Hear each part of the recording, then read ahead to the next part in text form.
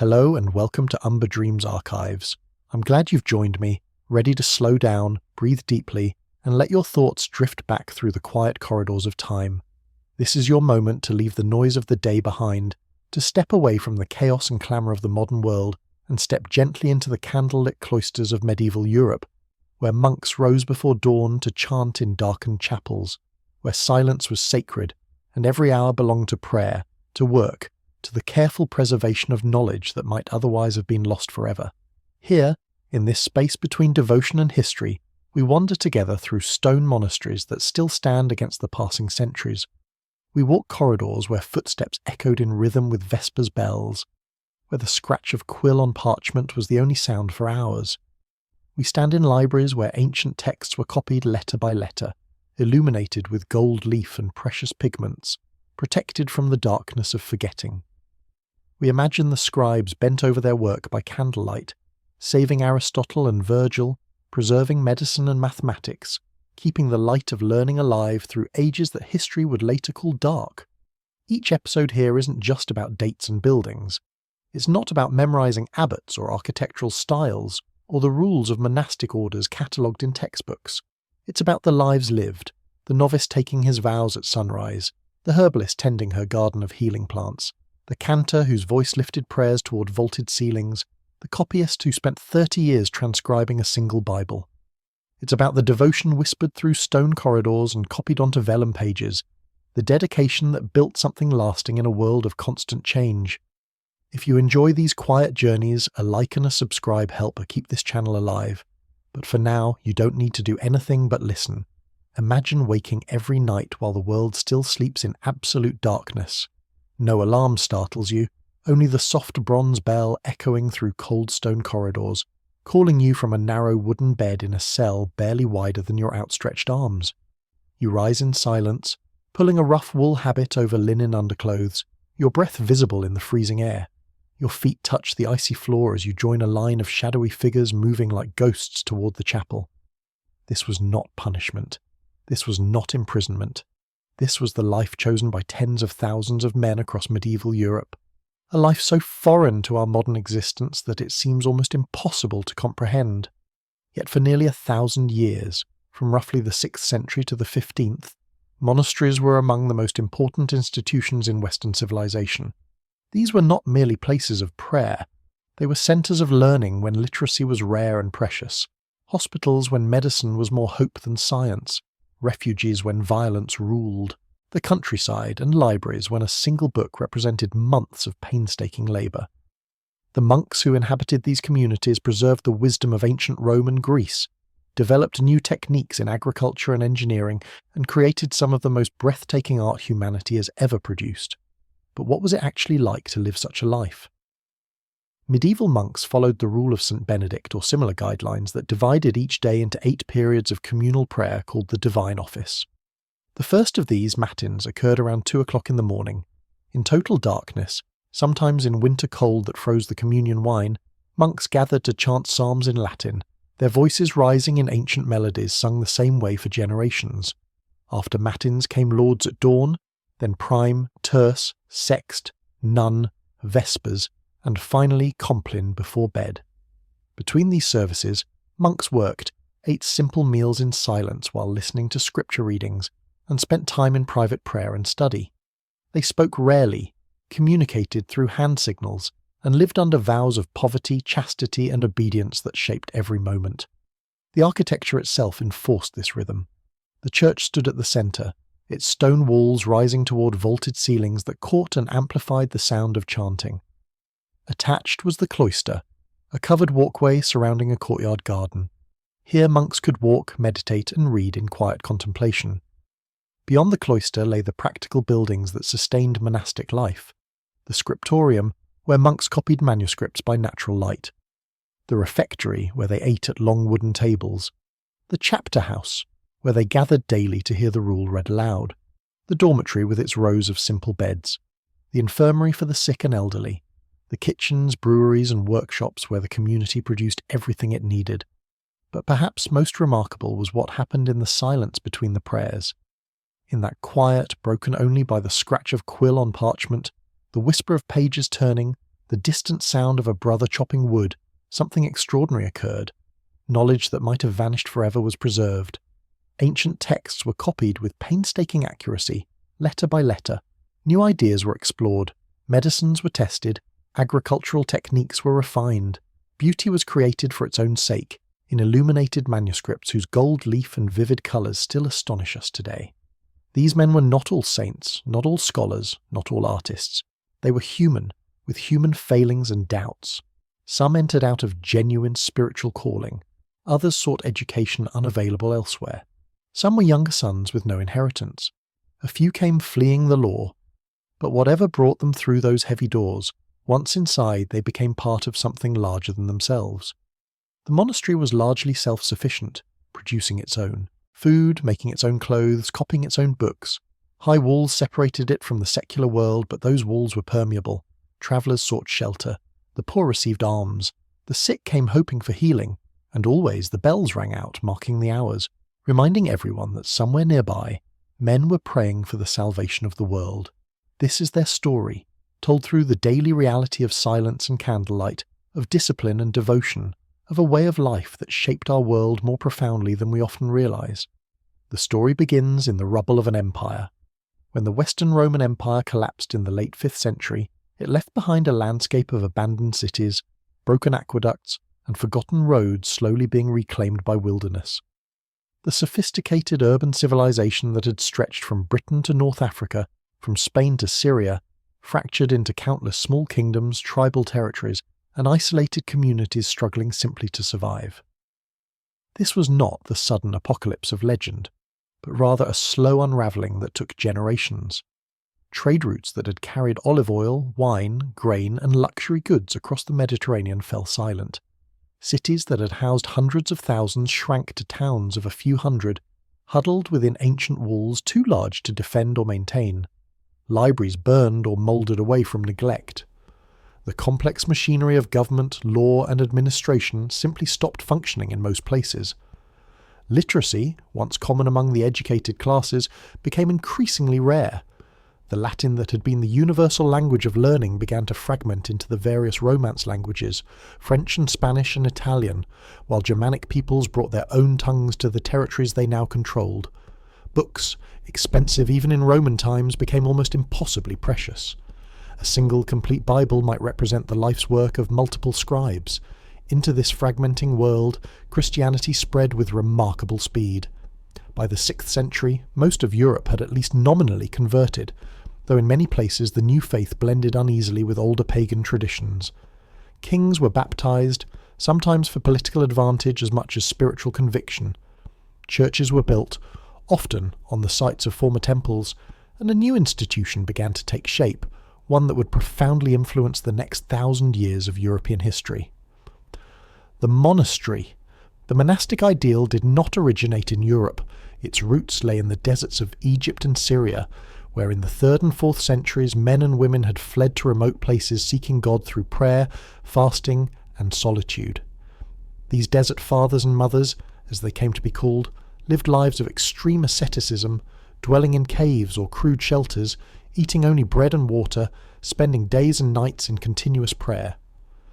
Their example inspired others, and gradually communities formed, loose associations of hermits living near enough to gather occasionally for worship and mutual support.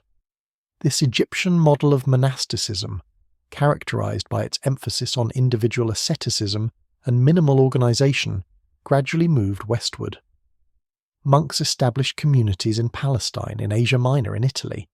Each community developed its own practices, its own interpretations of what the monastic life should be. Some were more structured, others more anarchic.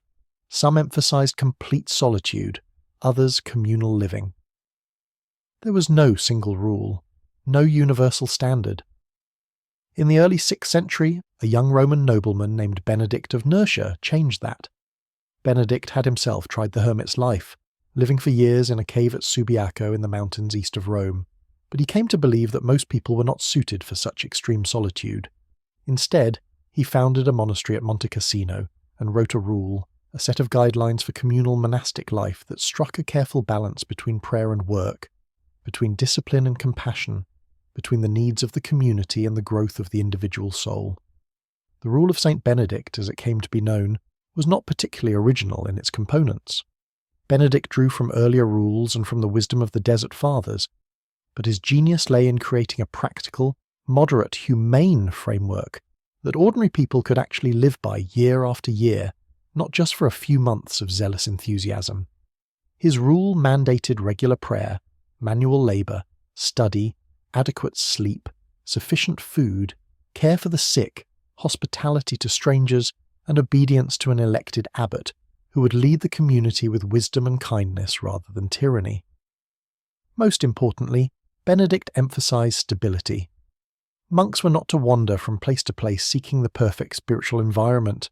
They were to commit themselves to one community, one place, and work out their salvation there through good times and bad, through periods of inspiration and periods of dryness, through conflicts with difficult brothers and moments of profound communal harmony.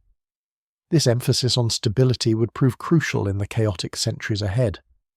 As the old Roman order continued to collapse, as kingdoms rose and fell, as invaders swept across the land and local warlords fought over scraps of territory, the monasteries endured. They became islands of continuity in a sea of change, places where the same prayers were sung generation after generation, where knowledge was preserved, where a vision of a different kind of life persisted. By the 7th century, Benedictine monasteries had spread across Italy and were beginning to appear in Gaul, in Spain, in Ireland, where a distinctive Celtic monasticism was also flourishing. By the 8th century they had reached Germania and Britain. Each monastery adapted to local conditions, local resources, local challenges, but all followed roughly the same pattern of prayer and work, silence and community that Benedict had outlined.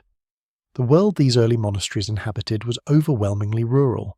Most people lived in small villages, farming land they did not own, bound by obligations to local lords who could offer some protection from bandits and invaders but who could also be arbitrary and cruel. Life expectancy was short, perhaps 30 years on average. Childbirth killed many women, disease and malnutrition killed many children, violence and accident killed many men. Famine was a recurring threat. Justice was local, often brutal and heavily dependent on one's social status. In such a world, the monastery offered something radical. It offered order where there was chaos, learning where there was ignorance, care where there was indifference, beauty where there was brutality. It offered a vision of human life organized around something other than survival and domination. Not everyone could enter, not everyone wanted to, but its existence mattered. It represented possibility, an alternative way of being human. This was the world that medieval monasticism entered, a world that desperately needed what monasteries could provide, even if it did not always recognize or appreciate that need. This was the setting, the landscape, the historical moment that would allow these communities of prayer and work to flourish, and ultimately to help rebuild the civilization that had been lost. The rediscovery of monastic life began not with a single dramatic moment, but with centuries of patient work by scholars who learned to read the traces left behind. Some monasteries, of course, never truly disappeared. Places like Monte Cassino in Italy, though destroyed and rebuilt multiple times through war and earthquake, maintained continuous communities from Benedict's time into the modern era. The great abbey of Cluny in France, though largely demolished after the French Revolution, left enough records that its history could be reconstructed. Westminster Abbey in England still stands in the heart of London, a living connection to medieval monastic traditions. But many others vanished more completely. In England, King Henry VIII's dissolution of the monasteries in the 1530s and 1540s resulted in the closure of over 800 religious houses. Some became private estates, their churches converted to barns or quarried for building stone. Others were simply abandoned, left to slowly crumble as ivy and saplings pushed through their walls. By the 18th century, many existed only as romantic ruins, picturesque subjects for artists and poets, but largely forgotten as functioning institutions. The serious scholarly rediscovery began in the 19th century, driven by multiple converging interests. Archaeologists developing new scientific methods began to excavate monastic sites, carefully documenting what they found. Historians gained access to monastic archives, thousands upon thousands of documents that had survived in libraries and private collections. Architectural historians studied standing buildings and ruins, learning to read the stones, to understand how these structures were built and how they evolved over time. What they found was astonishing. At Fountains Abbey in Yorkshire, excavations revealed the massive scale of a successful Cistercian monastery. The church alone was over 300 feet long. The monks' dormitory could house over 100 brothers. An elaborate system of drains and watercourses showed sophisticated engineering, channeling the River Skell to provide fresh water, power mills, flush latrines, and carry away waste. This was not primitive architecture, but highly developed infrastructure, rivaling anything in the secular world. In monastery libraries across Europe, scholars found the manuscripts. Some were grand illuminated works, books of hours and gospel books covered in gold leaf and precious pigments, their margins filled with fantastical creatures and delicate vines. But many more were working copies, texts laboriously transcribed for the monastery's own use.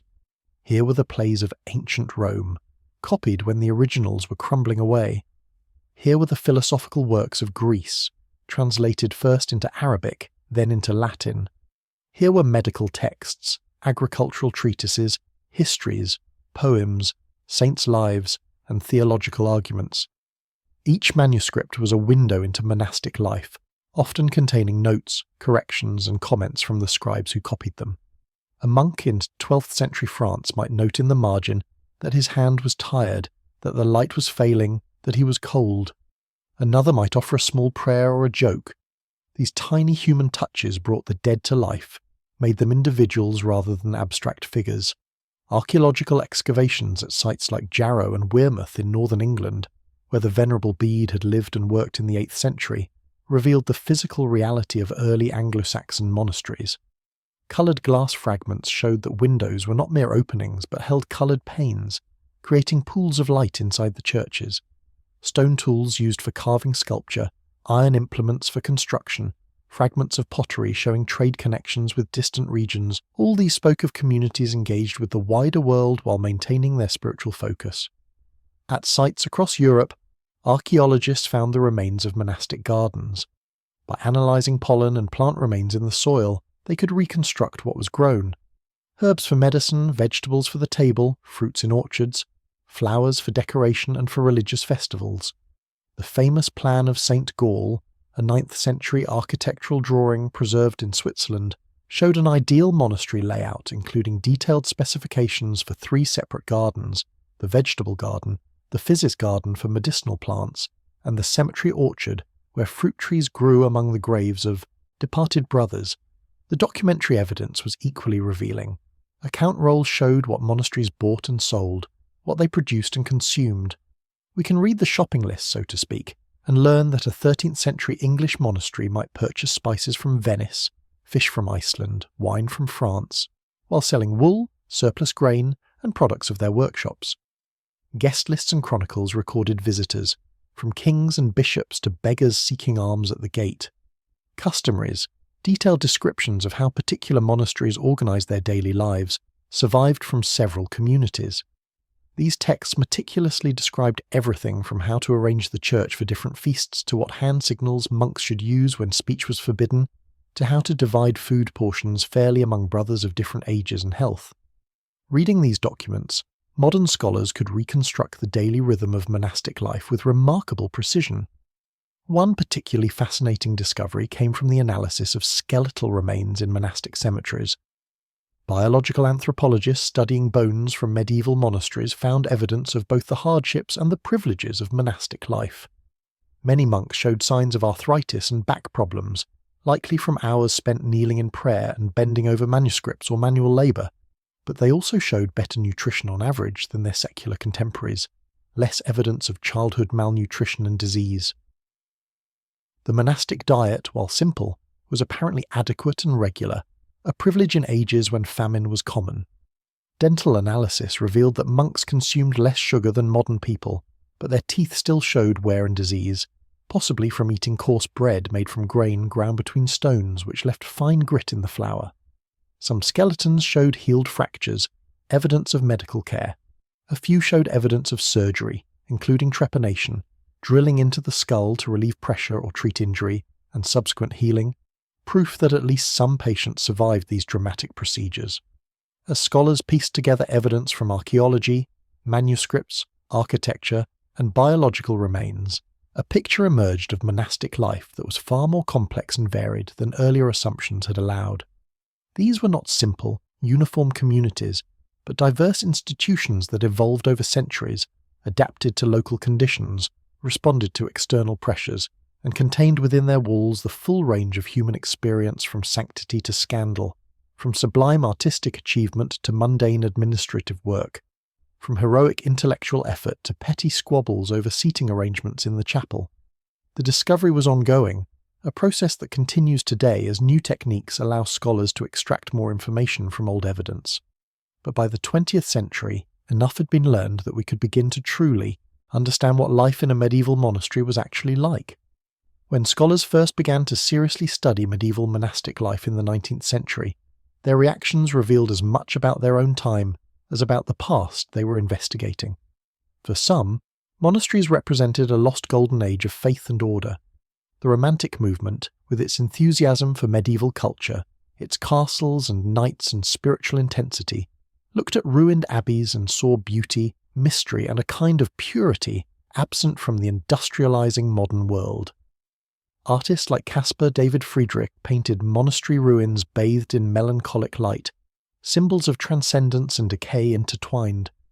Poets like William Wordsworth visited Tintern Abbey and wrote of the spiritual power still resident in its rootless walls and broken arches. This romantic vision often overlooked the harsh realities of medieval life, the poverty and disease and violence, but it responded to something genuine, the sense that these communities had created spaces of beauty and contemplation that the modern world, for all its material progress, could not replicate. The medievalist scholars of the Catholic revival, men like Augustus Pugin in England and his many followers, argued passionately that Gothic architecture and monastic ideals represented humanity at its finest, and that modern society had lost something precious in its rush toward progress. But others viewed the rediscovery with deep skepticism. Protestant scholars, especially in England and Germany, brought to their study of monasteries centuries of anti-Catholic prejudice and genuine theological disagreement about the value of monastic life. They pointed to abuses, to wealthy abbeys whose monks lived in comfort while the poor starved, to cases of corruption and simony, to monasteries that had become little more than comfortable retirement homes for younger sons of the nobility. They questioned whether such communities had truly served God or merely served themselves. The evidence they found was mixed, supporting both interpretations. Clearly some monasteries had been corrupt, some monks had been lazy or worldly or worse. The very fact that monastic reform movements arose again and again throughout the Middle Ages, the Cluniacs in the 10th century, the Cistercians in the 12th, the strict observance in the 15th, testified that the monastic ideal was frequently betrayed in practice. But equally clearly, many monasteries had been centres of genuine holiness, learning, and service. The books they preserved, the schools they maintained, the hospitals they ran, the agricultural improvements they pioneered, all these could not be dismissed as mere self-interest. Something real had happened in those cloisters and scriptoriums, something that had shaped Western civilization in profound ways. Secular scholars brought yet another perspective.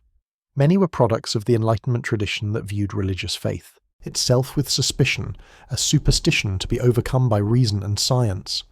They found the monastic emphasis on prayer, on miracles, on religious devotion rather quaint or troubling. How could intelligent people devote their lives to chanting psalms and copying scripture? Yet these same scholars often found themselves grudgingly impressed by the intellectual achievements of medieval monks. The preservation of classical texts was undeniable. The development of new agricultural techniques was documented. The architectural sophistication of great abbey churches commanded respect. The beautiful manuscript illuminations were clearly art of the highest order. Even skeptics had to admit that something worthwhile had emerged from these communities. One of the most influential early scholars was the French historian Jean Mabillon, writing in the 17th century. Mabillon was himself a Benedictine monk, deeply committed to his vocation but also rigorously scholarly in his methods. He developed techniques for dating and authenticating medieval manuscripts, helping to establish paleography and diplomatics as scientific disciplines. His massive works on monastic history presented the evidence with scrupulous care, neither romanticizing nor condemning, but trying to understand monasticism on its own terms. Mabillon's approach influenced later scholars, encouraging them to set aside modern prejudices and examine what medieval people themselves thought they were doing, what they valued, how they understood their own lives. This was more difficult than it sounded. It required entering into a worldview where prayer was not a psychological coping mechanism, but direct communication with the divine, where celibacy was not repression but liberation, where obedience was not weakness but strength. The archaeological discoveries of the 19th and 20th centuries helped ground these investigations in physical reality. When you could walk through the ruins of Fountains Abbey, could see how the church was positioned to catch the morning light, how the cloister provided shelter from wind and rain while allowing access to sun and sky, how the water system served practical needs while also creating beauty with its streams and fountains, the life that had been lived there became more real, more comprehensible. But perhaps the most important shift came from social historians who began to ask different questions. Instead of focusing only on great abbots and famous scholars, they looked at ordinary monks, at lay brothers who did manual labour, at the servants and craftsmen employed by monasteries. They examined account books and tax records to understand monastic economics. They studied wills and land charters to trace how monasteries acquired and managed property. They looked at relationships between monasteries and local communities, discovering complex webs of mutual obligation and occasional conflict. This broader approach revealed that monasteries were not isolated islands but deeply embedded in medieval society. They were landlords, employers, creditors, schools, hospitals, courts, and refugees. They influenced art, music, architecture, agriculture, medicine, law, and politics. Understanding them required understanding the entire social world they inhabited. By the late 20th century, a more nuanced picture had emerged. Yes, some monasteries had been corrupt. Yes, some monks had been hypocrites. Yes, the monastic ideal had often been betrayed. But also, yes, many monks had lived lives of genuine holiness and service. Yes, monasteries had preserved knowledge and created beauty. Yes, they had provided models of community and purpose that still resonated centuries later. The wonder and skepticism that characterized early responses gave way to something more complex, a recognition that monastic life, like all human institutions, contained both sublime achievement and mundane failure, both spiritual aspiration and human weakness.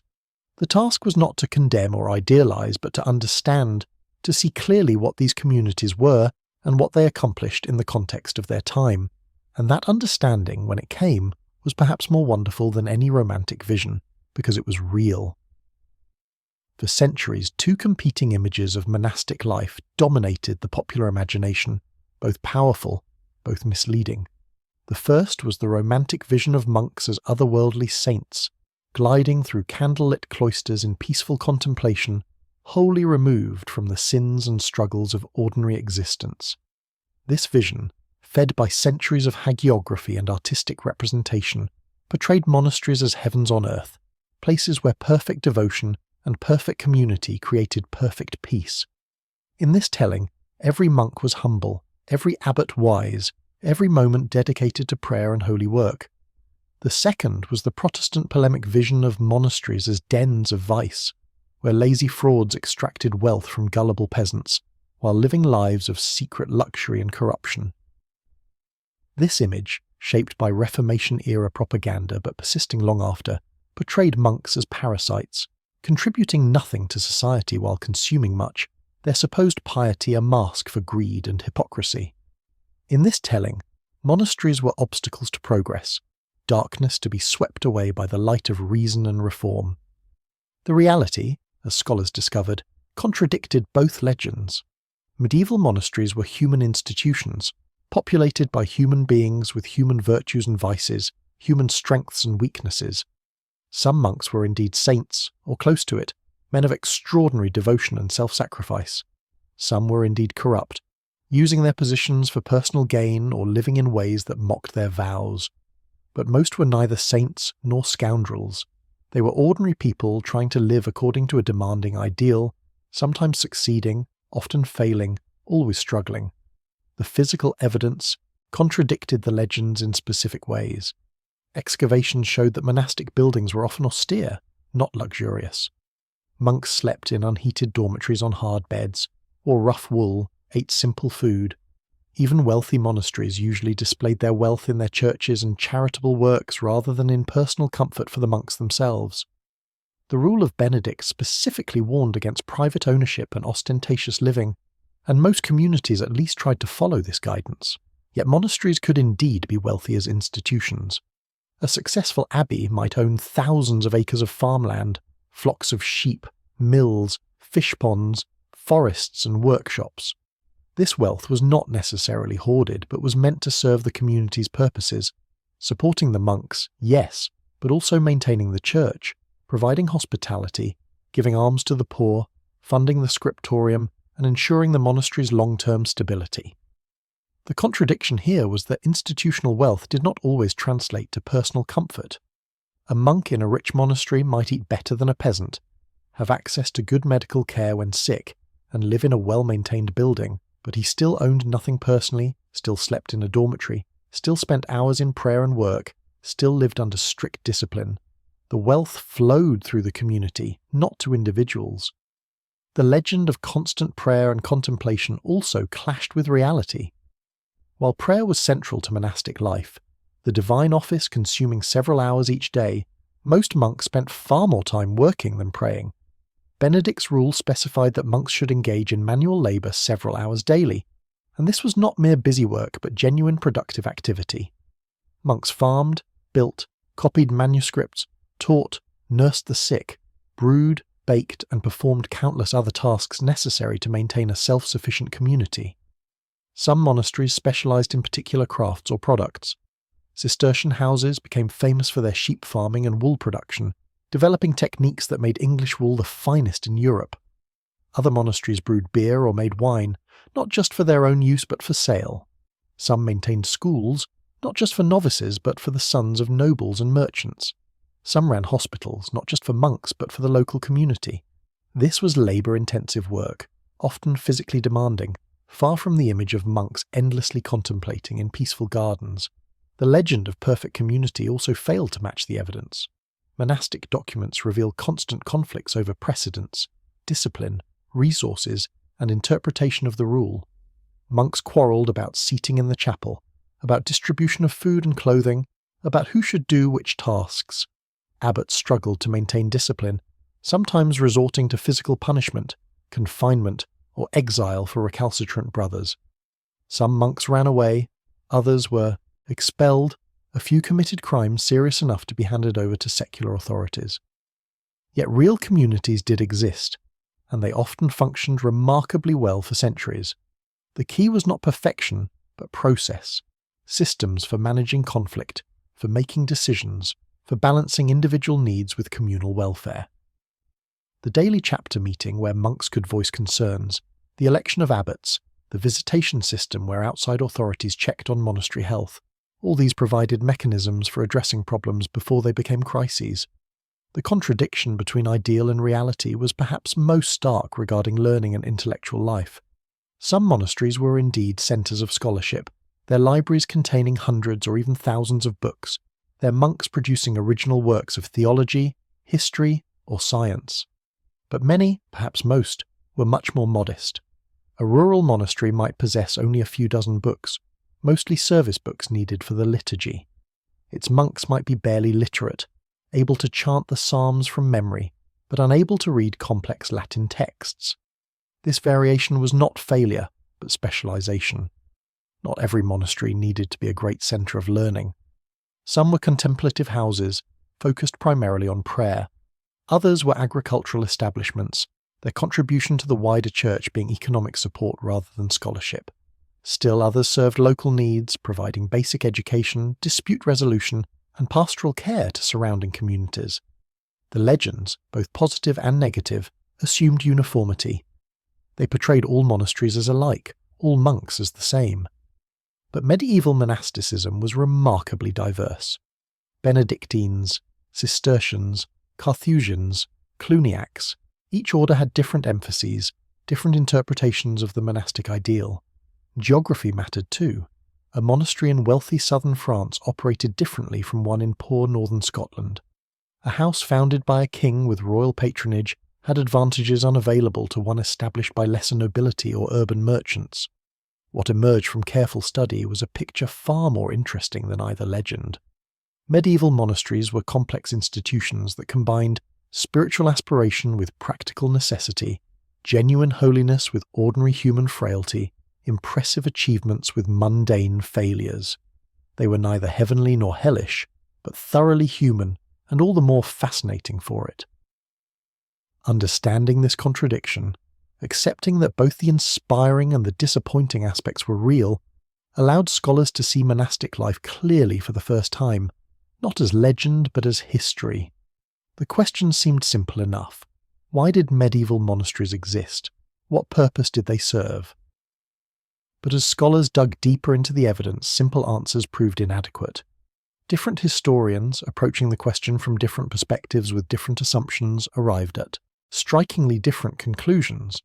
The debates that emerged revealed not just disagreements about monastic life, but fundamental questions about how we understand history itself. The traditional religious interpretation, dominant for centuries and still influential, argued that monasteries existed primarily as spiritual institutions. Their purpose was the salvation of souls, both the monks themselves and, through their prayers, the wider world. Everything else, the learning, the economic activity, the social services, was secondary to this central spiritual mission. Monks prayed because prayer mattered, because it changed reality, because it connected earth to heaven. This interpretation took seriously what medieval people themselves said about their motivations. When a wealthy merchant endowed a monastery in his will, he typically stated that he was doing so for the good of his soul, to ensure prayers would be said for him after death. When a young man entered monastic life, he often described it as responding to God's call, seeking holiness, fleeing the corruption of the world. These were not, in this view, mere rationalizations for other motives, but genuine expressions of deeply held beliefs. Critics of this interpretation, however, argued that it was naive to take such statements at face value. Of course, medieval people used religious language. They lived in a religious culture where all institutions and activities were framed in spiritual terms, but underneath the pious rhetoric, other motivations and functions were operating. To understand monasteries, you needed to look at what they actually did, not just what they said they were doing. Marxist historians, particularly influential in the mid-20th century, offered a starkly different interpretation. In their view, monasteries were fundamentally economic institutions that functioned to concentrate wealth and labour in the hands of the church.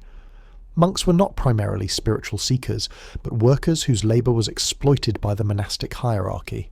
Lay brothers, the illiterate peasants who did much of the heavy manual work in Cistercian monasteries, were essentially serfs, bound to the monastery and working for minimal support. This economic interpretation highlighted aspects of monastic life that the spiritual reading often glossed over. Monasteries were indeed major landowners, often among the largest in their regions. They controlled vast resources and wielded considerable economic power. They engaged in sophisticated estate management, using their literate monks to keep detailed records, optimize production, and maximize income. In some regions, monastic granges, outlying farms run by lay brothers, functioned like early industrial operations, producing wool or grain on a scale impossible for individual peasant farmers. The Marxist reading also drew attention to conflicts between monasteries and local communities, disputes over land rights, water access, or labour obligations. These were not spiritual disagreements, but material conflicts over resources and power. Monasteries often won such disputes because they had better legal representation, written documentation of their claims, and political connections to nobles and bishops who could enforce favourable judgments. Yet the purely economic interpretation struggled to explain certain aspects of monastic life. Why the emphasis on celibacy, which prevented monks from passing accumulated wealth to heirs and thus actually limited economic dynasty building? Why the periodic reform movements that voluntarily embraced poverty and gave away monastic wealth? Why the genuine scholarship and artistic production that had no obvious economic payoff? If monasteries were only about accumulating wealth, they were remarkably inefficient at it. A third interpretation, favoured by many social historians, argued that monasteries were primarily institutions of social control and cultural reproduction. They served to maintain the existing power structure by promoting an ideology of submission, patience, and otherworldly focus that discouraged peasants from questioning their lot in life. At the same time, they provided education and administrative training for the younger sons of the nobility, who would go on to serve as bishops, royal councillors, and estate managers, thus reproducing the ruling class across generations. This sociological reading explained why secular rulers so often supported monasteries. Kings and nobles founded monasteries, granted them lands and privileges, protected them from enemies. This was not just pious generosity but political calculation. Monasteries helped legitimize aristocratic rule by presenting the social hierarchy as divinely ordained. They provided administrators skilled in Latin and law. They offered dignified retirement for aging nobles and respectable places for unmarried daughters. They were, in this view, integral parts of the medieval power structure. But this interpretation, too, had difficulties. It struggled to account for the genuine tension that sometimes existed between monasteries and secular authorities. Moments when monks criticized royal policies or resisted noble interference in monastic affairs. It had trouble explaining why some monastic movements, particularly the early Franciscans, explicitly rejected wealth and power and preached a message that challenged the existing order. More recently, historians influenced by anthropology and religious studies have offered yet another interpretation. They argue that monasteries were ritual centres, places where society performed essential symbolic work. Through elaborate liturgies, beautiful architecture, and careful observance of the sacred calendar, monasteries created and maintained the symbolic universe that gave medieval life meaning. They were theatres of the sacred, stages where the drama of salvation was enacted daily. This ritual interpretation takes seriously the amount of time and resources monasteries devoted to activities with no obvious practical purpose. The hours spent in elaborate chant, the vast sums expended on church decoration, the careful attention to liturgical detail, all make sense if you understand ritual as itself a kind of work, labour that maintains cosmic and social order. Monks were not just praying for practical outcomes, but participating in the fundamental order of reality. Each of these interpretations captured something real about monastic life. Monasteries were spiritual centres and economic powerhouses and political institutions and ritual theatres.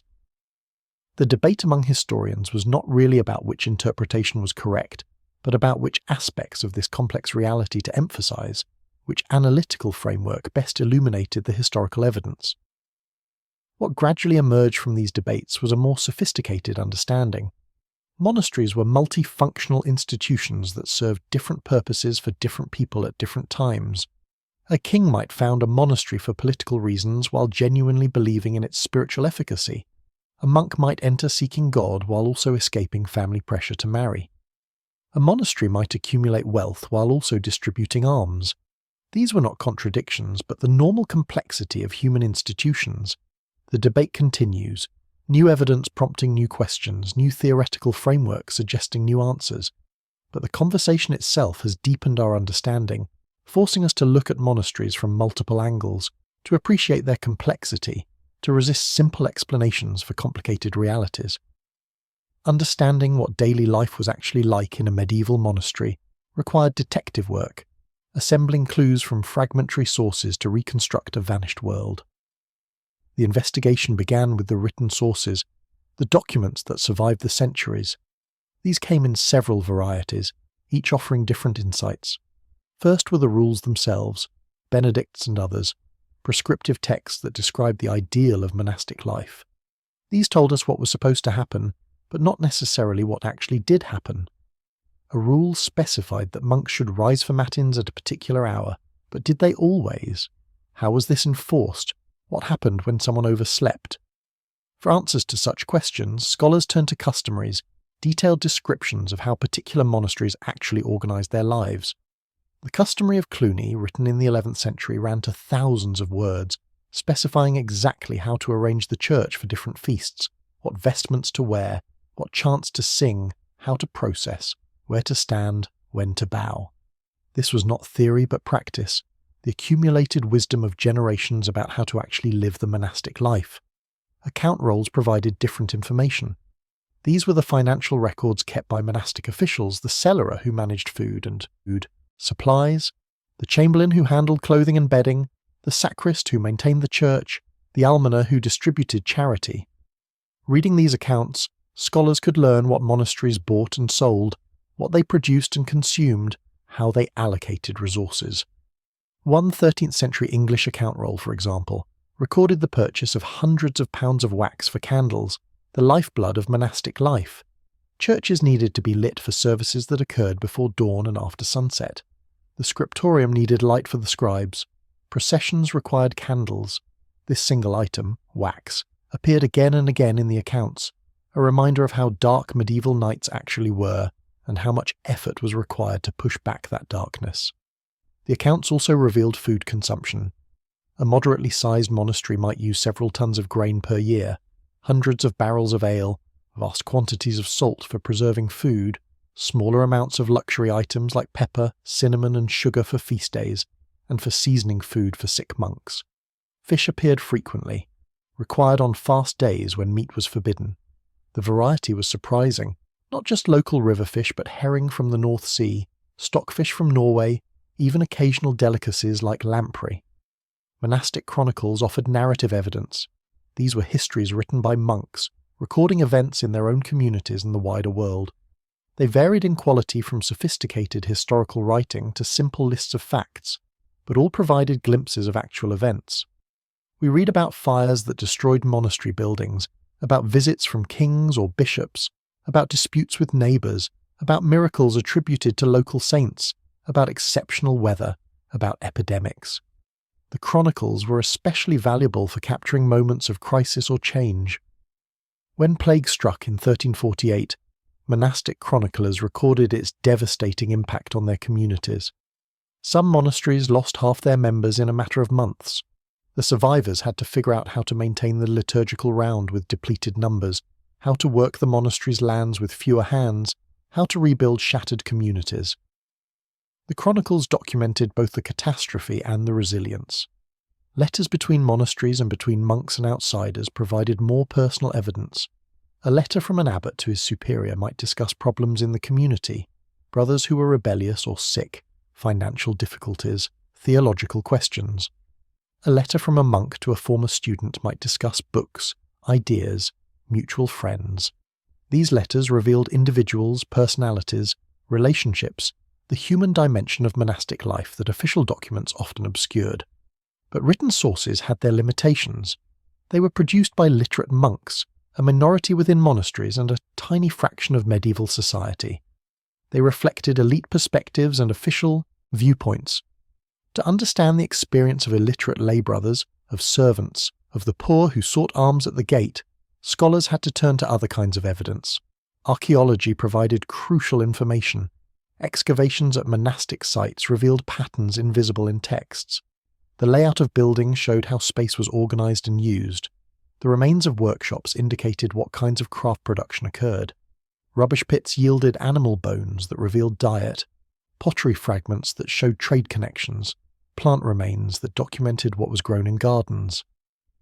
At many sites, archaeologists found evidence of buildings that were not mentioned in any surviving documents.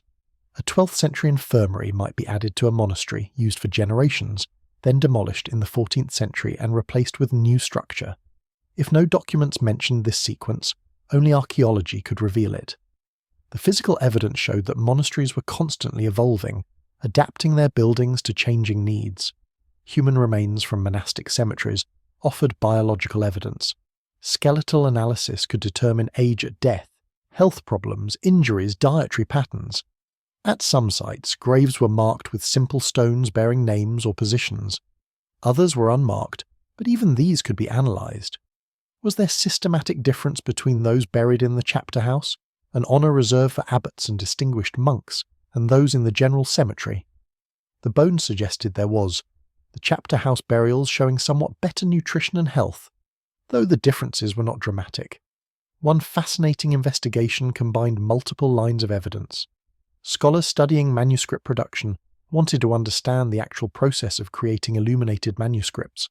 They examined surviving books under magnification, identifying different inks, different pigments, different hands. They analysed medieval recipes for ink and paint, sometimes attempting to recreate them. They studied images of scribes at work in medieval illustrations. They consulted written instructions for manuscript production. What emerged was a detailed understanding of an incredibly labour-intensive craft. A single illuminated gospel book might require months of work by multiple specialists. Someone had to prepare the parchment, stretching and scraping animal skins until they were thin and smooth enough for writing. Someone had to rule the pages, drawing the lines that would guide the script. The scribe would copy the text, letter by letter, working in natural light since artificial light was too dim and flickering for such precise work. Then illuminators would add decorated initials, marginal illustrations and miniature paintings, using pigments ground from minerals, plants, and even insects, binding them with egg or gum. The value of such books was immense. A single illuminated Bible might be worth as much as a modest farm. Monasteries that could produce these books possessed valuable skills and could generate significant income. Those that could not might own only a few books, treasured possessions that were literally chained to desks to prevent theft. Piecing together all these sources, written and archaeological, biological and artistic, scholars gradually assembled a coherent picture of monastic life. It was like completing a vast jigsaw puzzle with many pieces missing, some damaged, others from different puzzles entirely. But slowly, patiently, the image emerged, not complete but recognizable, showing us what life was like in those candlelit cloisters centuries ago. Walk through the ruins of a great medieval abbey today, and you are surrounded by fragments, pieces of a world that once was whole. Here is a doorway, beautifully carved with interlacing patterns, and the figures of saints, leading nowhere because the building it served has long since crumbled away. There is a section of floor worn smooth by centuries of sandaled feet pacing in prayer, now open to rain and snow. Over there, a single pillar rises toward the sky, its capital still showing delicate stone foliage, a reminder that this empty space was once a soaring church where light streamed through stained glass and voices rose in chant. These physical fragments are precious because they connect us directly to the past. A medieval document can be copied, but these stones were actually touched by medieval hands, shaped by medieval tools, seen by medieval eyes. They are witnesses. At Revor Abbey in Yorkshire, the ruins reveal the architectural sophistication of Cistercian builders in the 12th century. The church, though roofless, still stands to near its full height in places. You can see how the pointed arches distributed weight, allowing walls to rise higher and be pierced by larger windows. You can trace the triforium, the arcade that ran above the nave arches. You can stand where the altar stood and imagine the light that must have filled this space at morning services, streaming through the great east window. The cloister at Revor survives only as foundations, but these are enough to show its size and layout. Archaeological excavation revealed that the north walk, shaded from the sun, was where the scriptorium was located, the coolest spot in summer where parchment would not dry out too quickly. The south walk, warmed by sun, was where monks studied and read during cold months. Every aspect of the design served both practical and spiritual purposes. Among the most remarkable surviving fragments are the illuminated manuscripts themselves. These are not ruins but complete objects, preserved through centuries by luck and care. Hold a medieval manuscript in a library today and you hold something a medieval monk held, something his eyes looked at, something his hands created. The Book of Kells, created in Ireland or Scotland around the year 800, contains the 4 Gospels written in Latin on vellum, decorated with fantastically complex designs and vibrant colours. Every page is a work of art.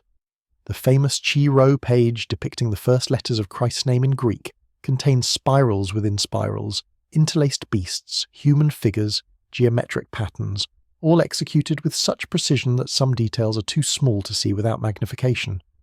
The pigments used were astonishingly expensive. The deep blue came from lapis lazuli, a semi-precious stone that had to be imported from Afghanistan, making it literally worth more than gold. The red came from red lead, or from an insect called kermes. The purple came from a Mediterranean shellfish. Gold leaf was applied to some pages, burnished until it shone. The labour involved in creating such a book was enormous, perhaps years of work, yet monasteries produced hundreds of these manuscripts over the centuries. Other fragments survive in museum collections, tools from monastic workshops, iron chisels and hammers and saws, bronze bells, ceramic vessels, wooden bowls worn thin from use. Each object tells a story. A spindle whirl indicates that someone in this monastery spun thread. A surgical instrument suggests medical treatment. A gaming piece, discovered hidden in a wall during renovation, hints at forbidden recreation, monks sneaking moments of play despite rules against frivolous amusement. From monastic gardens, archaeologists have recovered seeds and pollen, allowing reconstruction of what was grown. Monasteries cultivated not just food crops, but medicinal plants. The infirmarian, the monk responsible for caring for sick brothers, would have had access to a physis garden where herbs were grown specifically for medical use. Medieval herbals, books describing plants and their properties, often came from monastic sources and reveal surprising medical knowledge. Monks knew that willow bark could reduce pain and fever, the same property that led modern science to develop aspirin from willow-derived salicylic acid. They used chamomile for digestive problems, lavender for calming, garlic as an antiseptic. Not all their treatments worked, of course. Medieval medicine mixed effective remedies with superstition and theological reasoning about the humours and the influence of planets. But the careful observation of plants and their effects showed genuine scientific curiosity. Musical manuscripts preserve another kind of evidence. Medieval monks were among the most important developers of musical notation, creating systems to write down the chants they sang. Before notation, chant was transmitted orally, each generation learning from the previous. This worked, but allowed variation and gradual change. Written music fixed the melodies, preserving them but also allowing more complex compositions. The chant manuscripts show a musical sophistication equal to the visual artistry of illuminated books. Compositions used sophisticated modal structures, carefully crafted melodies, and precise rhythmic patterns. Singing these chants required training and skill. Young monks spent years learning the repertoire, which could include hundreds of different chants for different days and occasions throughout the church year. Some monasteries possessed polyphonic music, multiple voice parts singing different but harmonizing lines simultaneously. This was the cutting edge of medieval musical development, and much of it came from monastic composers. The Notre Dame school of polyphony in 12th century Paris was centered at the cathedral, but many similar developments occurred in monasteries. Architectural fragments reveal design principles. The placement of windows was not arbitrary, but carefully calculated to light the church at specific times for specific services. The acoustics were considered, vaulted ceilings designed to amplify and beautify the sound of chanting. Even the orientation mattered. Churches typically built with the altar at the east end so the rising sun would illuminate it at dawn services. Documentary fragments preserve voices. A marginal note in a manuscript complains about the cold, the scribe writing that his hand is so frozen he can barely hold the pen. Another thanks God that the copying is finished because the work was tedious and his back aches. These tiny asides humanize the process, reminding us that behind the beautiful product was often uncomfortable, repetitive labour. Account rolls document the mundane realities. One records the purchase of shoes for the monks, specifying leather and cobblers' fees. Another notes payments to laundresses who wash the community's linens. Yet another itemizes repairs to the roof after a storm. Reading these lists, you realize how much work went into maintaining a monastery, how many people were involved beyond the monks themselves. Legal documents preserve disputes. A charter records a donation of land, specifying exactly which fields and woods are being given to the monastery and what services the monks owe in return, perhaps prayers for the donor's soul.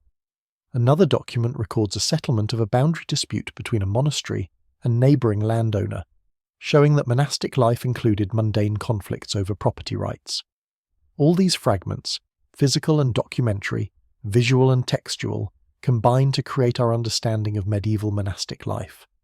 No single piece tells the whole story, but together they allow us to reconstruct, with reasonable confidence, what life was like in those cloisters and chapels, what monks did and thought and valued, how they organised their time and space, what they achieved and what they struggled with. The fragments are precious not just for what they tell us, but for their simple survival. That a manuscript endured centuries of war, fire, flood and neglect is itself remarkable. That buildings still stand even in ruins after 500 or 600 or 700 years testifies to the skill of their builders. That we can still read the words, still, See the images, still walk through the spaces allows us to touch, however briefly, a world that is gone but not entirely lost. Beneath the familiar story of medieval monasteries as centres of prayer and learning lies a less obvious truth, one that scholars only gradually uncovered. Monasteries were engines of innovation.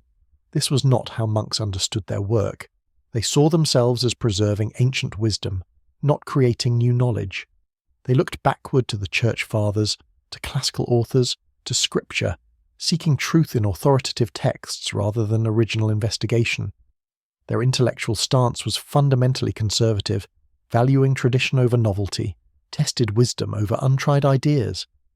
Yet despite this conservative self-understanding, monastic communities generated remarkable innovations in agriculture, architecture, engineering, administration, and even science. They did so almost accidentally, as practical solutions to immediate problems, without fully recognizing the revolutionary nature of what they were achieving. Consider agriculture. Cistercian monasteries in the 12th and 13th centuries transformed farming across Europe. Their grange system, using outlying farms managed by lay brothers and controlled from the central monastery, allowed systematic experimentation with crops and techniques. Because monasteries kept written records, successful innovations could be documented and shared. Because they had long-term stability, they could invest in improvements that might take years to pay off. Cistercian monks pioneered systematic crop rotation, replacing the old two-field system where half the land lay fallow each year with a three-field system where only one-third was fallow. This increased yields by roughly 33%, a dramatic improvement that gradually spread throughout medieval Europe. They experimented with different crops, introducing legumes that enriched the soil with nitrogen, though they did not understand the chemistry involved. Cistercian sheep farming revolutionized the wool industry. By selective breeding, by developing new grazing patterns, by improving shearing and washing techniques, they produced wool of unprecedented quality. English Cistercian wool became the standard against which all other wool was judged, commanding premium prices across Europe. The wealth this generated funded the construction of magnificent abbey churches and supported extensive charitable works. Water management was another area of monastic innovation. Monasteries needed reliable water supplies for drinking, cooking, washing, and in some cases powering mills. Monks became expert at hydraulic engineering, designing sophisticated systems to bring water from distant sources, store it in cisterns, distribute it through the monastery and carry away waste. At Fountains Abbey, engineers diverted the river Skell to create a controlled watercourse through the monastery complex. They built channels, sluices, and settling ponds. They designed a drainage system that prevented flooding while ensuring proper waste disposal. The system was so well constructed that parts of it still function today, 7 centuries later. Monastic mills, used for grinding grain, fulling cloth, and other purposes, incorporated technical improvements that spread throughout medieval society. The overshot water wheel, more efficient than earlier designs, appeared first in monastic contexts. The cam, a device for converting rotary motion to reciprocating motion, enabling trip hammers and other machinery, seems to have been developed partly in monastic workshops. Architecture advanced dramatically through monastic building projects. The Gothic style, with its pointed arches, ribbed vaults, and flying buttresses, emerged from work at monasteries and cathedrals in 12th century France. Monks were not the architects. Professional master masons designed the buildings, but monastic patrons funded experimentation and accepted innovative designs. The results were revolutionary, allowing buildings to rise higher and be filled with more light than had ever been possible before. Cistercian architecture in particular showed a distinctive aesthetic. The order's early commitment to austerity led them to reject elaborate decoration, creating churches of extraordinary purity and simplicity. But this simplicity was not primitive. It required sophisticated understanding of proportion, of structural engineering, of how to create beauty through form and light rather than ornamentation. Many architectural historians consider Cistercian churches to be among the most beautiful buildings ever created. In administration and record-keeping, monasteries pioneered techniques that secular governments later adopted. The need to manage far-flung properties, to track income and expenses, to document legal rights and obligations, forced monasteries to develop systematic accounting, filing systems, and administrative procedures. Double-entry bookkeeping, one of the foundations of modern business, may have monastic origins, though this is debated. The use of written documents for routine business matters, rather than relying on memory and oral agreements, spread from monastic to secular contexts. The idea that transactions should be recorded, that records should be systematically organized and preserved, that past records should be consulted when making current decisions, all these seem obvious now, but were innovative in the early Middle Ages. Medical knowledge advanced partly through monastic infirmaries. The infirmarian, responsible for sick monks, accumulated practical experience in treating illness and injury. Some monasteries maintained detailed records of treatments and outcomes. This empirical approach, learning from experience rather than relying solely on ancient authorities, represented a proto-scientific method. Monastic herbals compiled knowledge of medicinal plants, often adding observations from direct experience to what could be learned from classical texts. Some monasteries maintained botanical gardens specifically for medical research, growing plants from distant regions to study their properties. This was not systematic science in the modern sense, but it was systematic observation and experimentation, the essential foundations of scientific method. In timekeeping, monasteries drove technological development. The need to rise for matins at the correct hour, to maintain the schedule of the divine office, created demand for reliable timekeeping devices. Water clocks and hourglasses were used, but the most important innovation was the mechanical clock. The earliest mechanical clocks appeared in the 13th and 14th centuries, and many of the earliest were built for monasteries. These clocks were not just practical devices but philosophical statements. They embodied the idea that time was measurable, regular, and could be divided into precise units. This conception of time, so fundamental to modern life that we barely notice it, was relatively new in the Middle Ages. Monastic hours of prayer helped create it. The preservation and transmission of classical learning, the obvious contribution of monasteries to intellectual history, was itself more innovative than it appeared. Monks did not simply copy texts mechanically. They selected which texts to preserve, often making choices that shaped what later ages would know of the classical world. They commented on texts, creating glosses that interpreted difficult passages. They compiled anthologies, bringing together excerpts from multiple authors on particular topics. This editorial work was intellectually creative. The versions of classical authors that we possess today often come through monastic intermediaries who shaped how those texts would be read and understood. Medieval monks were not passive transmitters, but active interpreters, even as they believed themselves to be faithful preservers of ancient wisdom. Perhaps most fundamentally, monasteries pioneered a radical idea about human potential. The conviction that ordinary people, through discipline and grace, could live lives of extraordinary virtue and achievement, that communities could be organized around shared ideals rather than kinship or coercion, that work could be an act of worship rather than mere survival. All these were revolutionary concepts. The monastic experiment demonstrated that human beings could create stable, productive, meaningful communities based on voluntary association and shared commitment. This was not inevitable. It required constant work, frequent failure, persistent recommitment. But it was possible, and the possibility mattered, offering a vision of human society that would influence utopian thinking for centuries to come. This deeper mystery, that conservative institutions dedicated to preserving the past actually helped create the future, reveals something profound about how historical change occurs.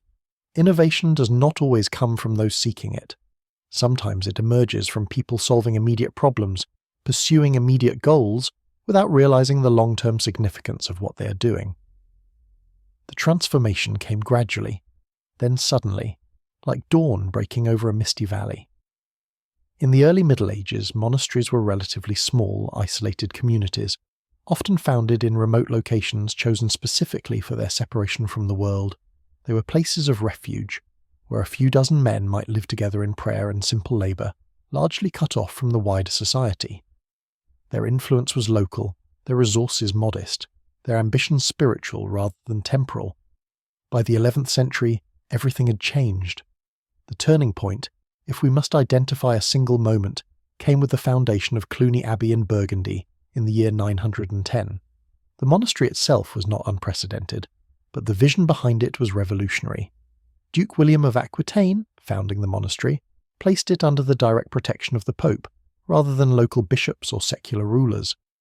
This gave Cluny an independence that most monasteries lacked, freedom from interference that allowed it to pursue its own path.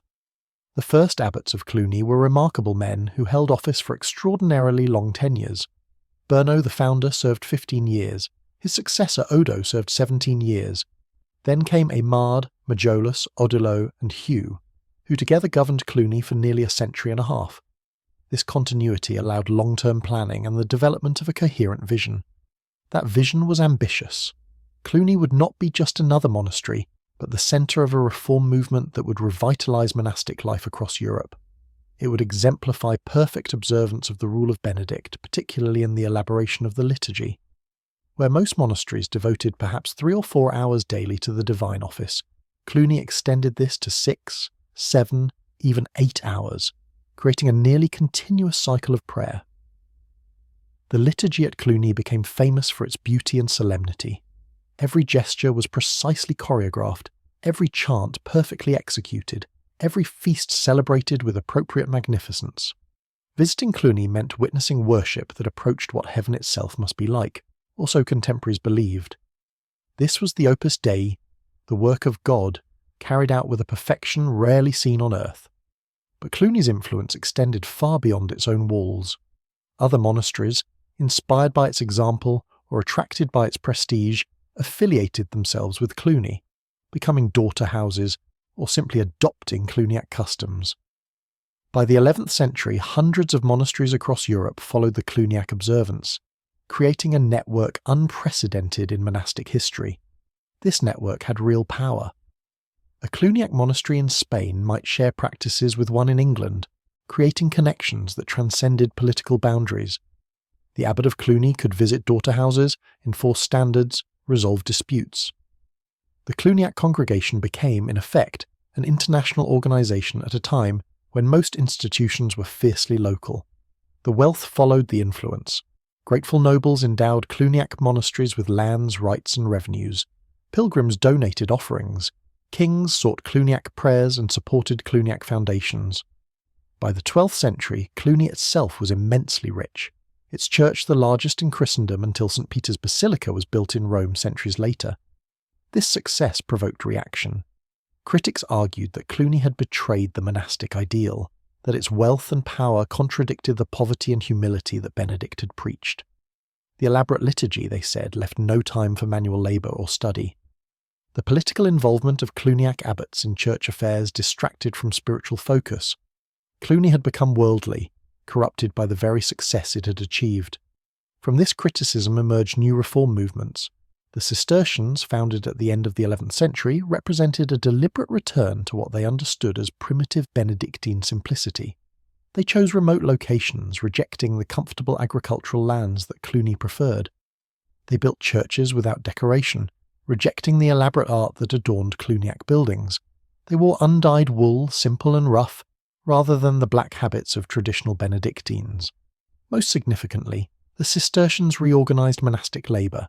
They created a two-tier system, with choir monks who were literate and devoted themselves to the full liturgy, and lay brothers who were illiterate, followed a simplified prayer schedule, and did most of the physical work. This division of labour proved remarkably efficient.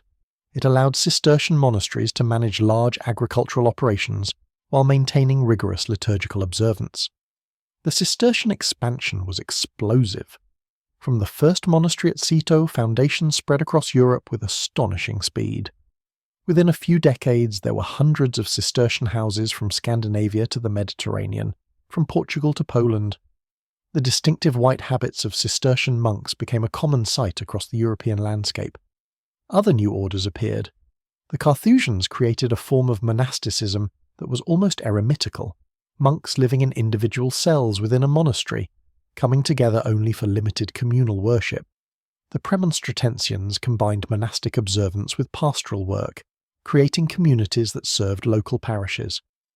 The variety was remarkable, different interpretations of the monastic ideal coexisting and sometimes competing. This proliferation of monastic orders transformed the religious landscape of Europe.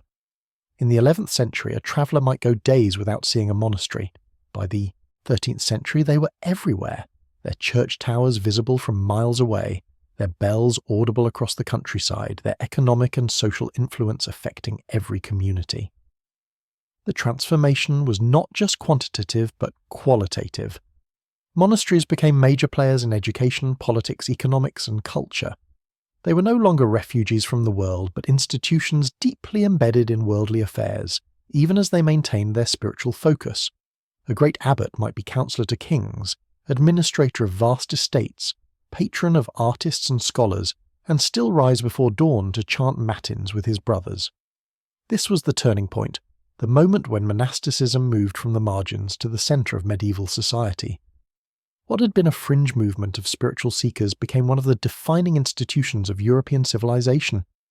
The consequences would shape the next several centuries for good and ill, creating both sublime achievements and profound problems.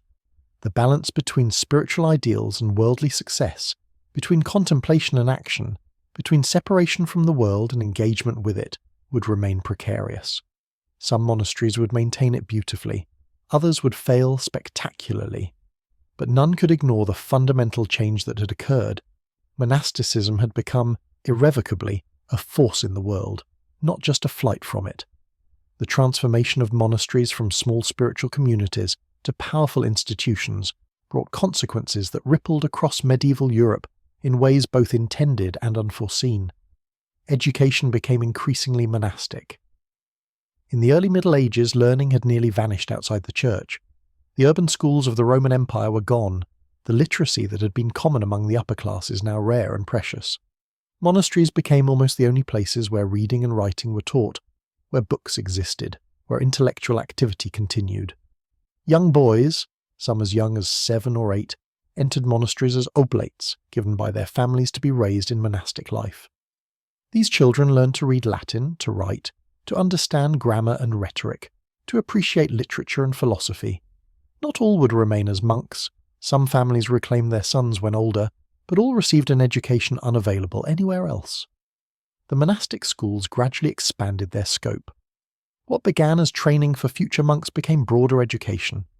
Some monasteries accepted external students, boys who would not take vows but whose families wanted them educated. The curriculum expanded beyond purely religious texts to include classical literature, mathematics, astronomy, medicine. The trivium of grammar, rhetoric and logic, and the quadrivium of arithmetic, geometry, music and astronomy formed the foundation of medieval education, all taught primarily in monastic contexts. From these monastic schools emerged the universities. In the 12th and 13th centuries, as learning expanded beyond what monasteries could contain, new institutions appeared in Paris, Bologna, Oxford, Cambridge. These universities were not monasteries, but they were staffed largely by men with monastic training, organised according to patterns derived from monastic life, and dependent on books that monasteries had preserved. Medical care similarly became a monastic specialty. The infirmary, originally just for sick monks, gradually opened to outsiders. Some monasteries established hospitals specifically to care for the poor, the sick, travellers, and pilgrims.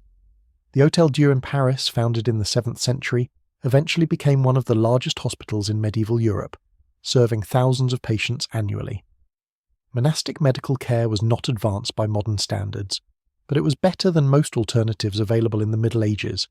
Patients received clean beds, regular food, and attentive care, all rarities for the poor. They were treated with herbal medicines that sometimes worked. They were kept warm and dry, basic interventions that nevertheless improved survival rates. Most importantly, they were cared for with compassion, treated as human beings deserving of dignity rather than nuisances to be ignored. The economic consequences of monastic expansion were equally profound. Monasteries became major landowners, controlling in some regions as much as 1/3 of all agricultural land. This concentration of property in institutional hands had significant effects. Unlike individual estates that might be divided among heirs or sold in times of need, monastic lands remained intact across generations, allowing long-term agricultural planning and investment. Monastic estates pioneered agricultural improvements that gradually spread to secular farming. Crop rotation, systematic manuring, selective breeding of livestock, improved tools and techniques, all these appeared first or most consistently on monastic lands. The productivity gains were substantial. An acre of land farmed using improved techniques might yield 50% more grain than the same acre farmed traditionally. But this agricultural success created tensions. Local peasants sometimes resented monastic wealth and privilege. Why should monks, who claimed to have renounced the world, live better than the farmers who worked the land? Disputes arose over tithes, over labour obligations, over land boundaries. Not all were resolved peacefully. Some monasteries faced peasant uprisings, attacks on their granges, refusals to pay what monks claimed was owed. Trade networks expanded around monastic products. Cistercian wool from England travelled to Flemish weavers, who produced cloth that was sold across Europe. Benedictine wine from French monasteries reached tables in England and Germany. Manuscripts copied in Irish scriptoriums ended up in libraries in Italy and Spain. Monasteries were nodes in commercial networks that spanned the continent. The architectural consequences transformed landscapes. A great monastery was often the largest structure for miles around, its church tower visible from surrounding villages, a landmark orienting the entire region. The aesthetic impact was deliberate. These buildings proclaimed the glory of God but also the power and wealth of the church. They inspired awe, demonstrated permanence, and dominated their surroundings physically and psychologically. Monastic building projects also generated economic activity. Construction of a major church might take decades, employing hundreds of workers, masons and carpenters and glaziers and sculptors. These craftsmen needed to be fed, housed, paid. Local quarries supplied stone, local forests provided timber, local farms sold food to feed the work crews. A monastery under construction was an economic engine driving prosperity in the surrounding region. Political consequences followed inevitably from economic and cultural power. Abbots of major monasteries became important political figures, advising kings, mediating disputes, leading diplomatic missions. Some abbots were nobles themselves, younger sons of great families who brought their secular connections into monastic life. The boundary between church and state, never clear in the Middle Ages, became thoroughly blurred when abbots held both spiritual authority and temporal power. This political involvement created its own problems. Monasteries could be caught up in conflicts between kings and popes, between rival noble families, between different factions within the church itself. Some were devastated by wars they had no part in starting. Others were drawn into simony, the buying and selling of church offices, or into nepotism, appointing relatives to positions regardless of qualifications. Reform movements arose repeatedly, attempting to restore what reformers saw as authentic monasticism. Each wave of reform, whether Cluniac or Cistercian or Carthusian, began with genuine spiritual fervour and strict observance.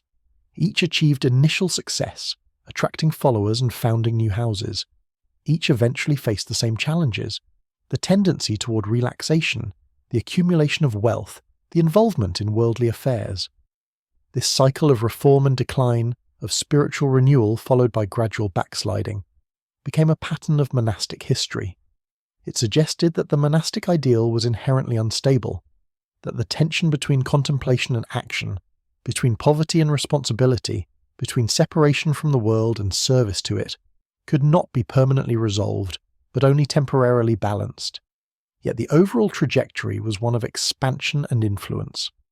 By the 13th century, monasticism had become woven into the fabric of European society so thoroughly that it was difficult to imagine the world without it. The consequences, intended and unintended, positive and negative, had created a civilization quite different from what had existed before. The rise of monasticism had transformed Europe from a collection of fragmented kingdoms struggling to survive into a cultural community with shared values, shared institutions, and shared intellectual heritage. The Church provided the framework for this community, and monasteries were among the most important elements of that framework, centres of prayer and learning and service that helped define what it meant to be European and Christian. This achievement came at a cost. The wealth and power that enabled monasteries to do so much good also created opportunities for corruption.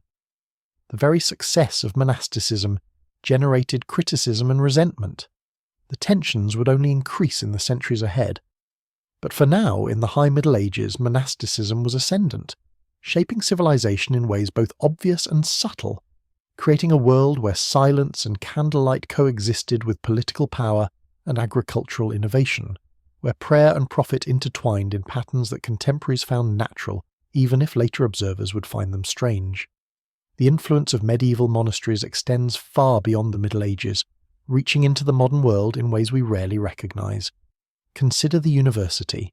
Every major university in the Western world traces its intellectual lineage back through medieval universities to monastic schools. The organisational structure, the division into faculties, the granting of degrees, the residential college system, even the academic robes worn at graduation ceremonies, all have monastic origins. The idea that education should be systematic, that it should follow a curriculum, that students should progress through defined stages of learning, comes directly from monastic practice. The modern research library similarly descends from monastic libraries. The concept that books should be systematically collected, catalogued, preserved, and made available for study began in monastic scriptoriums and book rooms. The call number system, the card catalogue before computers, the reference librarian who helps patrons find materials, all evolved from methods developed by medieval monks managing growing collections of manuscripts. Even the physical form of the book we use today is a monastic inheritance. The codex, pages bound together along one edge, replaced the scroll in late antiquity and was standardized through monastic manuscript production. The conventions of how text is laid out on a page, the use of margins, the division into chapters and verses, the inclusion of tables of contents and indexes, all these were refined by monks who spent their lives working with books. The hospital as an institution caring for the sick, regardless of their ability to pay, has monastic roots. Medieval monasteries pioneered the idea that caring for the sick was a religious duty, that the poor deserved medical attention, that hospitals should be permanent institutions rather than temporary charitable efforts. The nursing profession emerged partly from this tradition, from monks and nuns who dedicated their lives to caring for the suffering.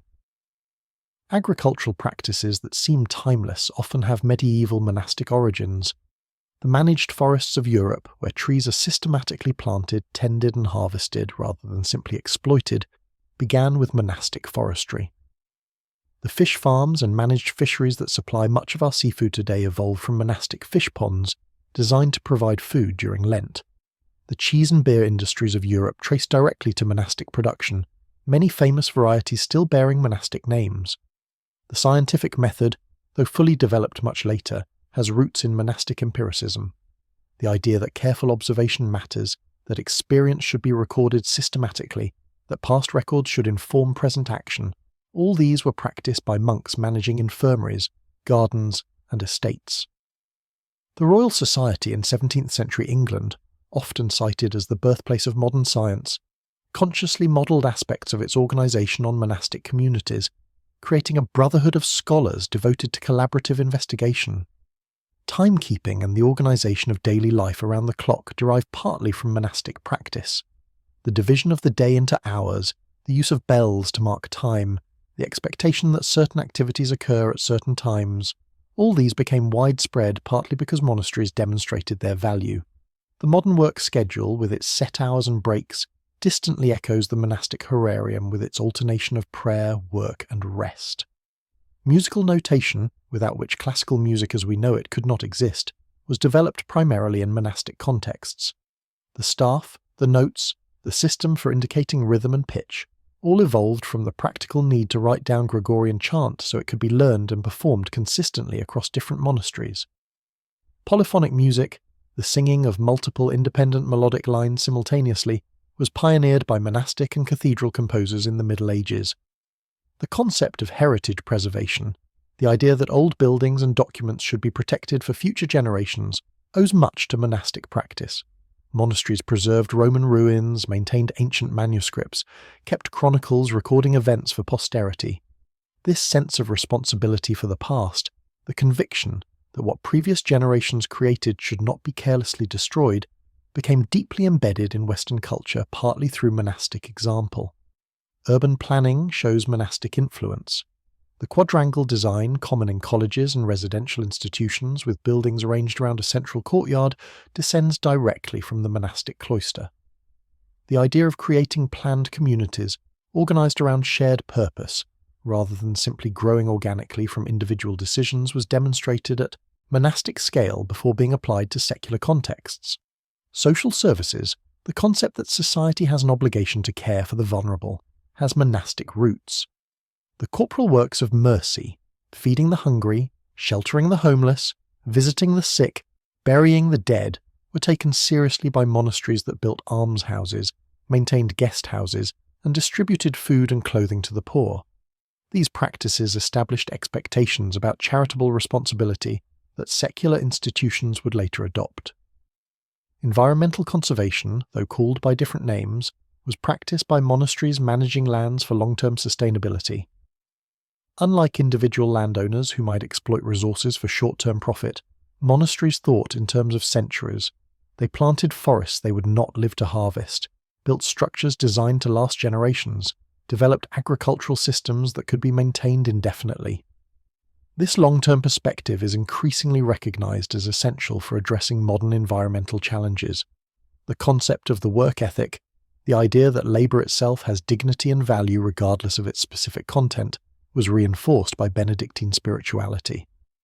The motto, ora et labora, pray and work, expressed the conviction that both prayer and physical labor were valid forms of serving God. This challenged the classical assumption that manual labor was degrading, fit only for slaves. The Protestant work ethic that would later be so influential was partly built on this monastic foundation.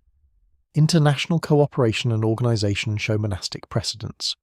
The Cluny congregation, with its network of monasteries across Europe sharing common observance and recognizing common authority, demonstrated that international institutions could function effectively. The modern European Union, with its supranational governance and shared standards, operates on a vastly larger scale, but follows a similar principle of diverse communities accepting common rules. The rule of law, the idea that even the powerful should be bound by consistent principles, was reinforced by monastic practice.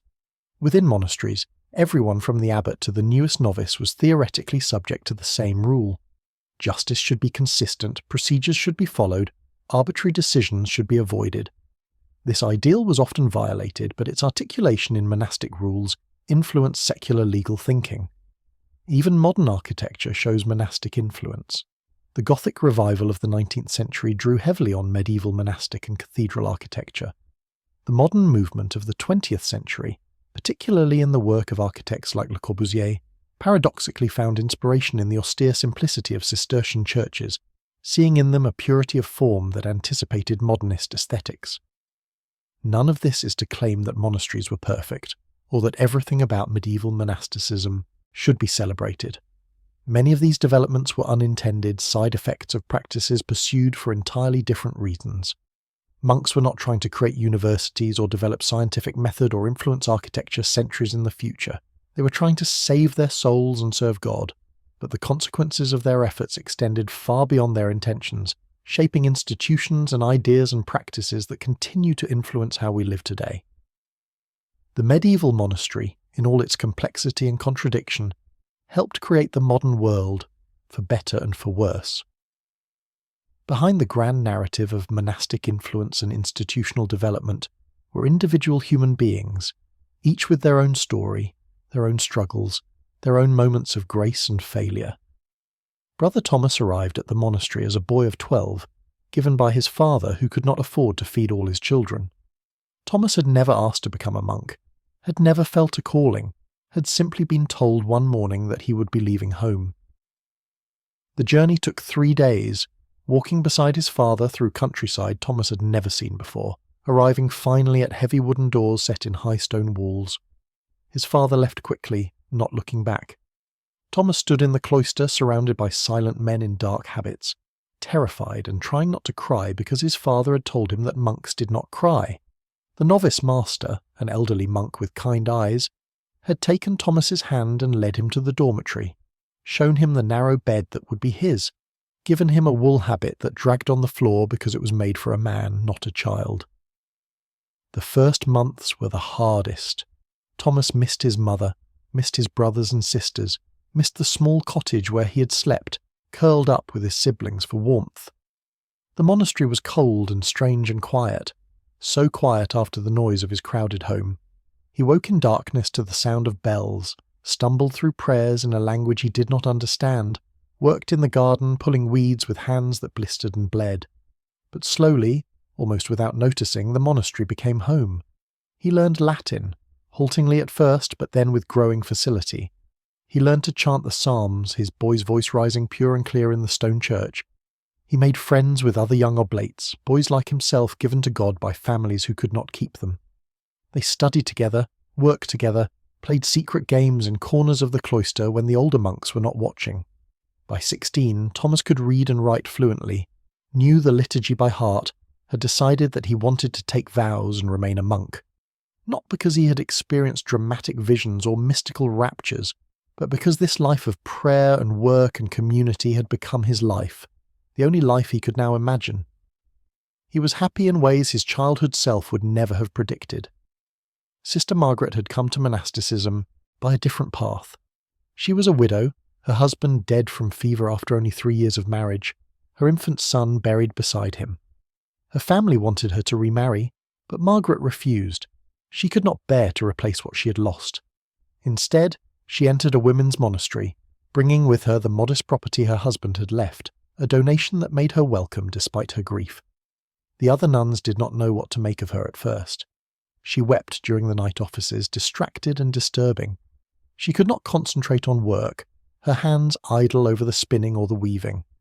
The abbess, a practical woman who had seen grief before, simply waited. Time was the only medicine for such wounds. Gradually, Margaret found that the rhythm of monastic life helped. The regular prayers gave shape to her days. The work, once she could focus on it, gave her hands something to do besides clutch at memories. The community, not intrusive but present, ensured she was not alone with her sorrow. She began to sleep through the night. She began to speak during the recreation hour when silence was lifted. She began, very slowly, to heal. Years later, Margaret would become the infirmarian, caring for sick and dying nuns with a compassion born from her own experience of loss. She held their hands, smoothed their fevered foreheads, sat with them through long nights when pain made sleep impossible. She could not save them all, medicine was too limited for that, but she could ensure they died with dignity, surrounded by love, their suffering acknowledged and shared. Brother William never intended to be a scholar, but he loved books with a passion that shaped his entire life. Given to the monastery at 8, he discovered in the library a world vaster than any he had imagined. The manuscripts spoke of distant lands, of ancient empires, of philosophical questions that had no simple answers. He read everything he could find, begged permission to copy texts, spent every moment he could spare in the scriptorium. His talent for beautiful handwriting was noticed early. By 20, William was trusted with copying important texts.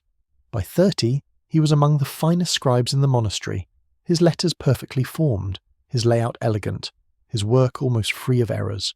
He copied Bibles, psalters, theological treatises, medical texts, whatever the monastery needed or could sell to other houses.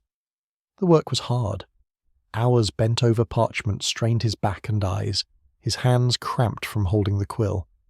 In winter, the scriptorium was so cold that ink froze in its pot and he had to warm it over a small brazier. But William never complained. Each page he completed was a small perfection, a work of devotion, a contribution to the preservation of knowledge. He copied texts he could barely understand, knowing that someone, somewhere, someday would read them and find wisdom he himself could not access. In his 60th year, his eyesight failing, William made his last manuscript a gospel book for the monastery's own use. He worked slowly, refusing help, determined that this final effort would be worthy of all that had come before. When it was finished, illuminated by a younger monk with steadier hands but following William's design, it was placed on the altar and used for the gospel readings during high masses. William would sit in his choir stall and listen to the words he'd written, and sometimes tears would run down his weathered face, though whether from pride or humility or simple gratitude no one could say. Not all stories ended well. Brother Richard came to the monastery full of enthusiasm, convinced God had called him to holiness. But the reality of monastic life, the endless routine, the petty conflicts, the simple boredom of doing the same things day after day, gradually wore away his initial fervour. He became bitter, critical of his abbot, contemptuous of his fellow monks whom he judged lazy and worldly.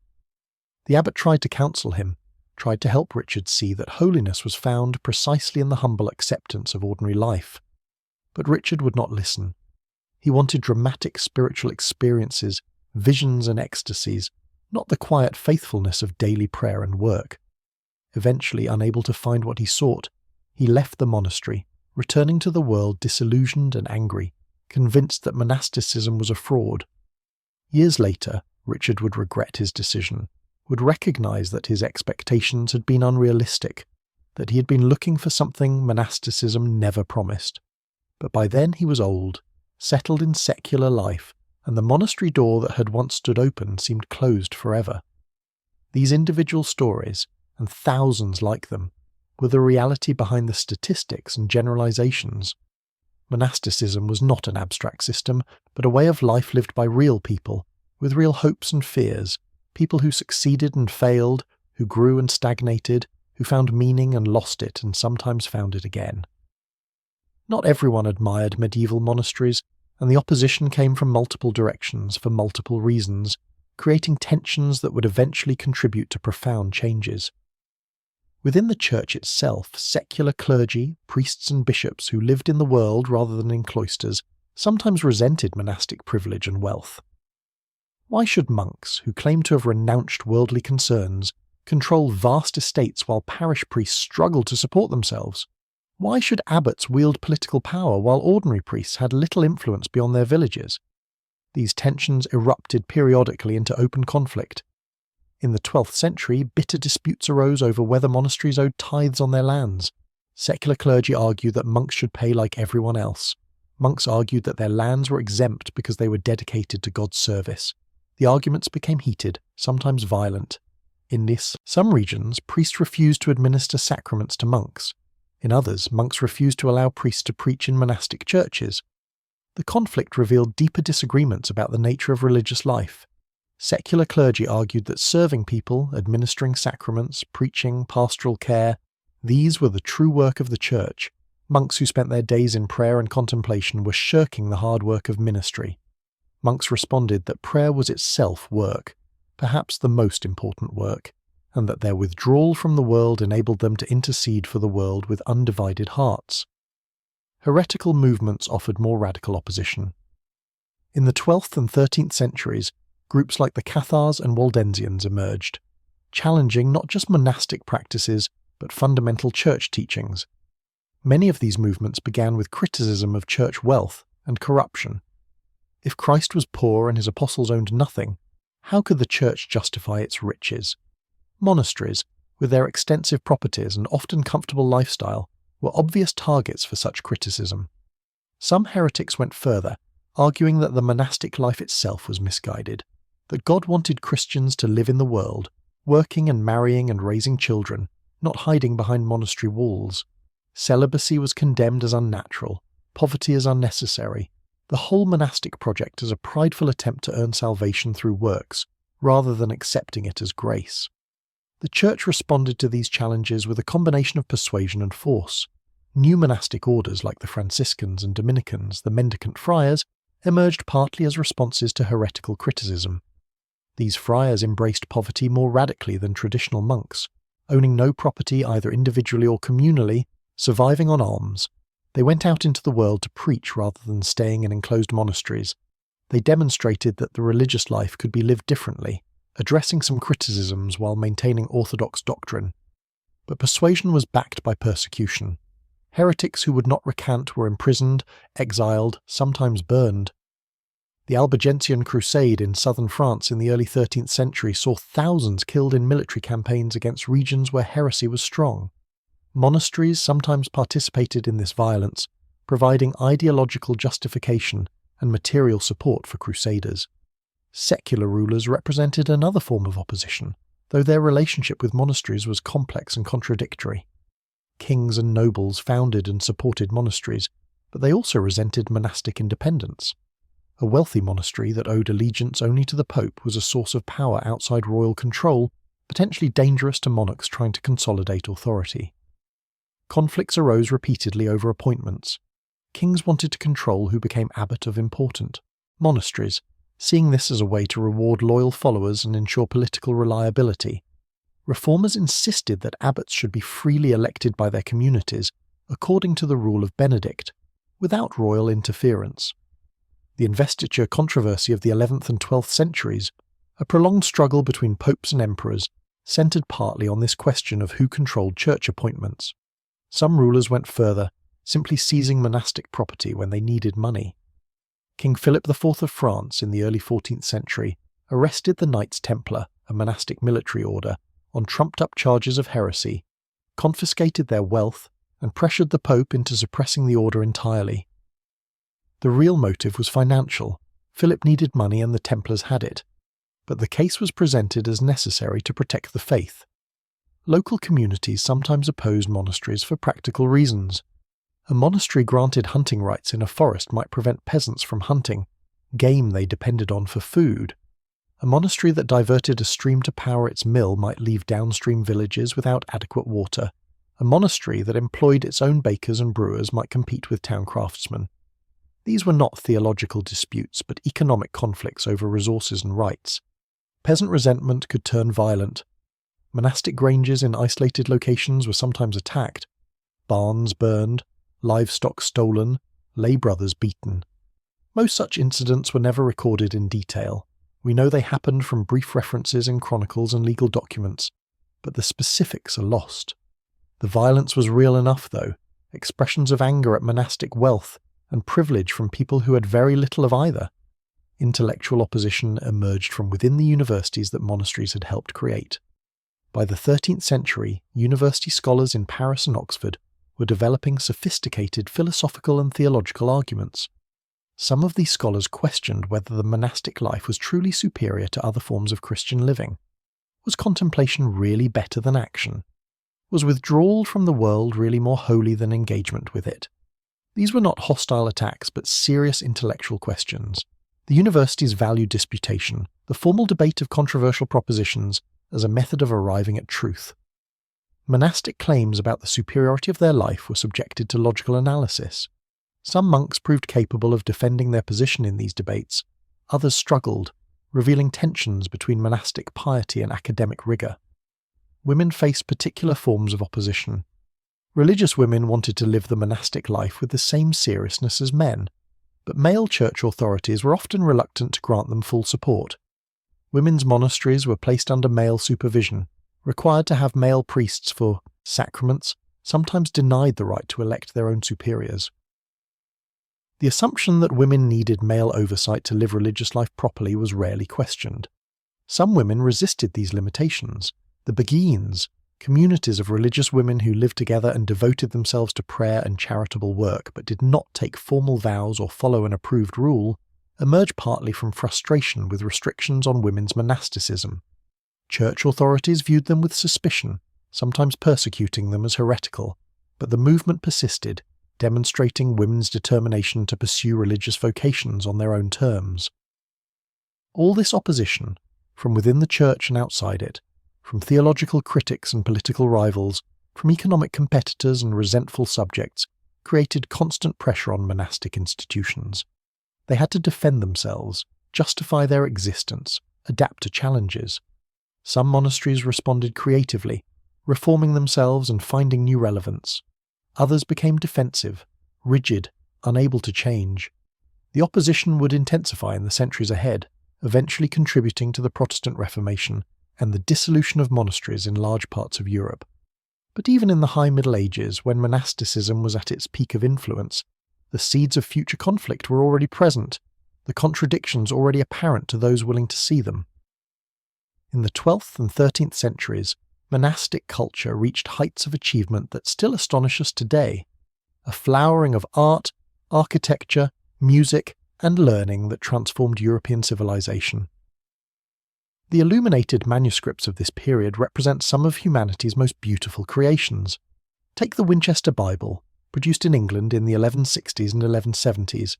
Each page is a masterpiece, decorated initials containing entire narrative scenes, margins filled with intricate foliage and fantastic creatures, miniature paintings showing biblical events with remarkable emotional depth. The colours are vivid even after 8 centuries, blues from lapis lazuli, reds from vermilion, greens from malachite, gold, burnished, until it gleams.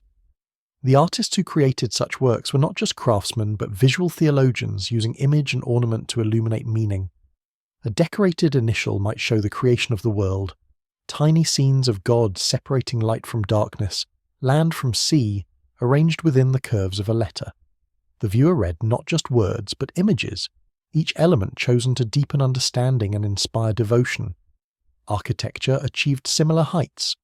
The great Cistercian churches built in this period, Fountains and Rievaulx in England, Fontenay in France, Eberbach in Germany, display a purity of design that seems almost modern. Without the elaborate decoration of earlier Romanesque or later Gothic churches, they depend on proportion, on the play of light through simple windows, on the rhythm of repeated arches, on the quality of stonework itself. Walking into a Cistercian church, you experience space as a spiritual reality. The high vaults draw the eye upward. The simple white walls reflect light, creating an atmosphere of clarity. The acoustics, carefully calculated even if the builders did not use modern scientific terms, make chant resonate perfectly, each note sustained and beautified by the architecture itself. These are buildings designed not just to shelter worship, but to enhance it, to make the act of prayer physically beautiful. Music evolved dramatically in monastic contexts. Hildegard of Bingen, a 12th century German abbess, composed some of the most extraordinary music of the Middle Ages. Her sequences and antiphons use unusual melodic intervals, wide leaps and serpentine lines that were unconventional for her time. The effect is otherworldly, music that sounds strange even to listeners familiar with medieval chant, pushing boundaries of what was possible within the monophonic tradition. But monophonic chant, a single, melodic line, however beautiful, was giving way to polyphony. At Notre Dame in Paris and in some monasteries, composers were experimenting with organum, adding a second melodic line above the traditional chant. This developed into ever more complex forms, 3 and then 4 voice parts, each following its own rhythm and melody, but combining into harmonic wholes.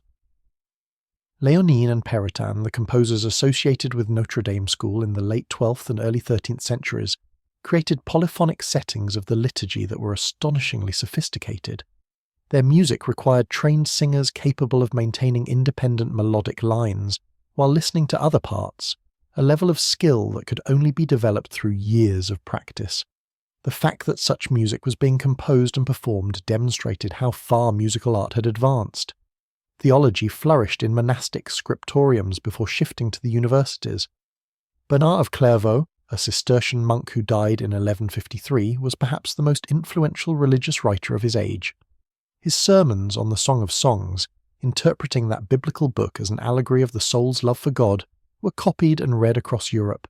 His prose was elegant, his arguments sophisticated, his spiritual insight profound. Other monastic theologians explored different questions. How could Christ be both fully divine and fully human? How did grace and free will interact? What was the nature of the sacraments? These were not idle speculations, but attempts to understand fundamental realities, pursued with intellectual rigor and spiritual seriousness. Historiography, the writing of history, was largely a monastic enterprise. Monks maintained chronicles recording events year by year. Some were simple annals, brief notes about significant occurrences. Others were sophisticated narratives analysing causes and consequences. Bede's Ecclesiastical History of the English People, written in the 8th century but copied and continued by later monks, established standards for historical writing that would influence the discipline for centuries. Hagiography, the writing of saints' lives, became a distinct literary genre. These texts were not merely pious biographies, but carefully crafted narratives designed to inspire, teach, and preserve the memory of holy individuals. The best hagiographers were conscious artists, using literary techniques like foreshadowing, symbolic imagery, and dramatic structure to make their subjects vivid and memorable. Scientific observation advanced, though it was not yet called science. Monks studying the natural world recorded what they saw with increasing precision. Herbals described plants in detail, noting where they grew, when they flowered, how they should be harvested and prepared. Bestiaries catalogued animals, mixing accurate observation with allegorical interpretation. Astronomical observations tracked the movements of planets and stars, information necessary for calculating the dates of religious festivals. Some monks conducted experiments, though again this term would not have been familiar to them. They tested different medicines, observed results, adjusted recipes based on outcomes. They bred plants and animals, selecting for desired characteristics. They tried different agricultural techniques, noted which worked better in different conditions. This empirical approach, learning from experience rather than relying solely on authority, laid groundwork for later scientific method. Libraries grew dramatically. A major monastery in the 12th century might possess several hundred manuscripts, an enormous collection by medieval standards. These libraries were not just storage spaces but intellectual resources, consulted for research, used for teaching, copied to create new manuscripts for exchange or sale. The organization of these libraries improved. Books were catalogued, listing what the monastery owned. They were stored systematically, arranged by subject or in the order they should be read. Rules governed borrowing, ensuring valuable books were not lost or damaged. The position of librarian became important, requiring someone with knowledge of the collection and ability to help monks find materials they needed. Education expanded beyond basic literacy. Advanced students studied the liberal arts, the trivium and quadrivium that formed the foundation of medieval learning. The most talented might study theology, engaging with sophisticated arguments about doctrine. A few studied law, canon law if they planned church careers, civil law if they might serve secular authorities. All this intellectual and artistic activity occurred within the framework of monastic life, shaped by the rhythm of prayer and work. The scholars and artists were also monks who rose for matins, who chanted the divine office, who worked in the fields or kitchens or workshops. Their creativity was not separate from their spiritual life, but an expression of it, beauty and learning offered to God as acts of worship. This was the monastic cultural renaissance, a period when monasteries were not just preserving knowledge but creating it, not just maintaining traditions but advancing them, not just witnessing to the faith but elaborating it in forms of enduring beauty. The deepest truth about medieval monasteries is not what they accomplished, impressive as that was, but what they revealed about human possibility. For nearly 1,000 years, across an entire continent, communities of people organized their lives around something other than survival, wealth, power, or pleasure. They chose, deliberately and consciously, to live differently. This was not a brief experiment, a flash of enthusiasm that burned out after a generation. It persisted across centuries, through wars and plagues, through periods of fervour and periods of decline, through countless individual decisions to continue what had been begun. This persistence matters more than any individual achievement. That books were copied, that the poor were fed, that churches were built, all this is important. But the fundamental significance lies in the simple fact that such a life was possible at all, that human beings could organize themselves according to principles that contradicted nearly everything their surrounding culture valued. Medieval society was hierarchical, violent, and obsessed with honor and status. Power came from military might and inherited position. Wealth determined one's place in the social order. Family lineage defined identity. Marriage and children were expected, necessary for continuing bloodlines and forging alliances. This was the world monasticism rejected. Within monastery walls, a different set of values prevailed. Birth did not matter. The son of a peasant and the son of a duke wore the same habit, slept in the same dormitory, ate the same food. Wealth was renounced, private property forbidden. Violence was rejected. Monks did not bear arms or participate in feuds. Family ties were subordinated to community bonds. The pursuit of holiness replaced the pursuit of status. This inversion of worldly values was not absolute. As we have seen, monasteries could be wealthy even if individual monks were poor. Birth and family connections still mattered in some contexts. Violence sometimes occurred. The ideal was frequently betrayed, but the ideal itself was clearly articulated and taken seriously enough that betraying it was recognized as betrayal, not simply accepted as normal. The revelation is that humans can choose their values. We are not simply prisoners of our culture, forced to accept whatever our society tells us is important. We can look at the world around us, see its priorities, and decide to live by different ones. This was radical in the Middle Ages. It remains radical today. Monastic communities demonstrated that cooperation can be more fundamental than competition. The modern world often assumes that humans are naturally selfish, that we are driven primarily by individual self-interest, that cooperation only emerges when it serves personal advantage. But monasteries showed communities organized around mutual support rather than mutual exploitation, where the good of the whole was genuinely valued over individual gain. This did not mean monks were selfless saints. They were ordinary people with ordinary human tendencies toward laziness, pride, jealousy, and greed. The rule of Benedict acknowledged these realities, providing structures to manage them, but the structures existed, and they often worked, creating communities that lasted for centuries despite being composed of flawed humans. The revelation extends to how we understand authority. Monastic abbots wielded considerable power, but that power was limited by the rule, by the community's expectations, by the principle that even the abbot was subject to something higher than himself. Authority was not arbitrary, but constrained by law and custom. This was not democracy, but neither was it tyranny. It represented a middle path, governance that combined leadership with accountability. Elections of abbots, though not always truly free in practice, embodied the principle that communities could choose their leaders, rather than simply accepting whoever inheritance or conquest imposed. The abbot's authority came from below, from the community that elected him, even as it was understood to come from above, from God who worked through the community's choice. This theological paradox created practical space for limited self-governance. Time itself was understood differently in monasteries than in the surrounding world. Peasants measured time by seasons and harvests, by daylight and darkness. Nobles measured it by campaigns and tournaments, by births and deaths and dynastic events.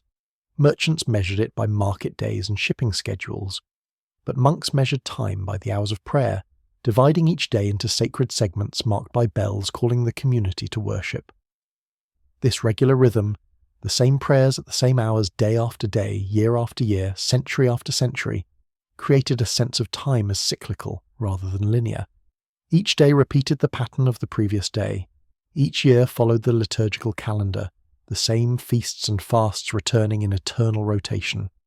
This cyclical time stood in tension with linear time, the progression of history toward its ultimate end, but both were held together in monastic consciousness.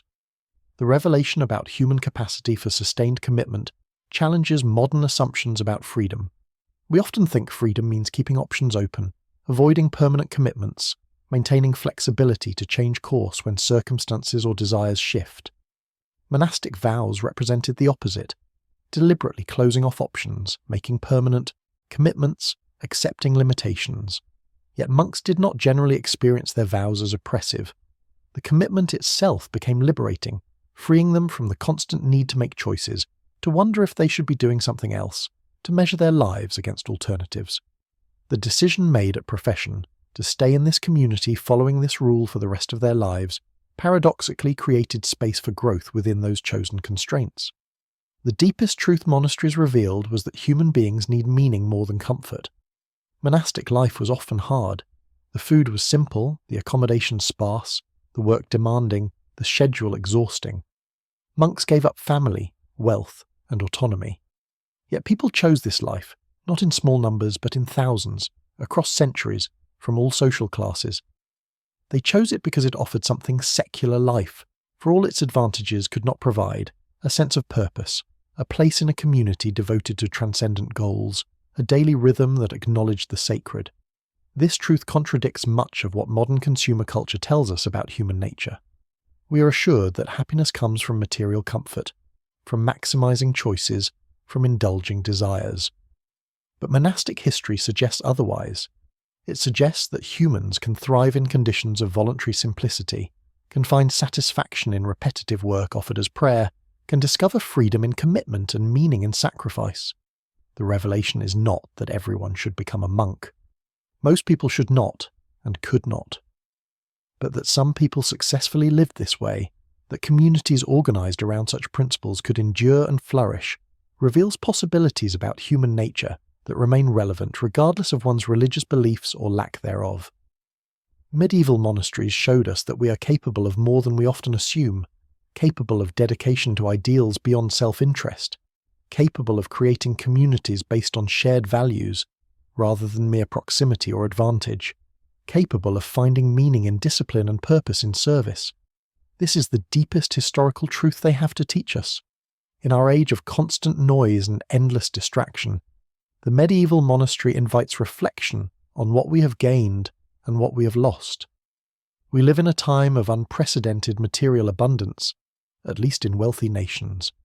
We have comforts that medieval kings could not have imagined, technologies that would seem like magic, medical care that routinely accomplishes what would once have been considered miraculous. Our lives are longer, safer, and in many ways easier than those of our ancestors. This is real progress, not to be dismissed or romanticized away. Yet for all our advantages, many people report feeling overwhelmed, anxious, disconnected, and without clear purpose. We are surrounded by people, yet often lonely. We have access to infinite information, yet struggle to find wisdom. We can communicate instantly across the globe, yet feel unheard. We possess more things, yet feel less satisfied. Something seems missing despite our material prosperity. The monastic tradition, without pretending to offer easy answers to contemporary problems, suggests what that missing something might be. It points toward the human need for rhythm, for community, for work that feels meaningful, for silence that allows reflection, for commitment to something beyond ourselves. Consider the monastic horarium, the daily schedule that structured every hour around prayer and work. Modern life often lacks such structure. We work irregular hours, eat whenever convenient, sleep when we can, fill spare moments with screens. Our days blur together without clear shape or purpose. The resulting formlessness can be exhausting, even when we're not doing anything particularly demanding. Monasteries demonstrated that humans function better with rhythm, with regular patterns that give shape to time.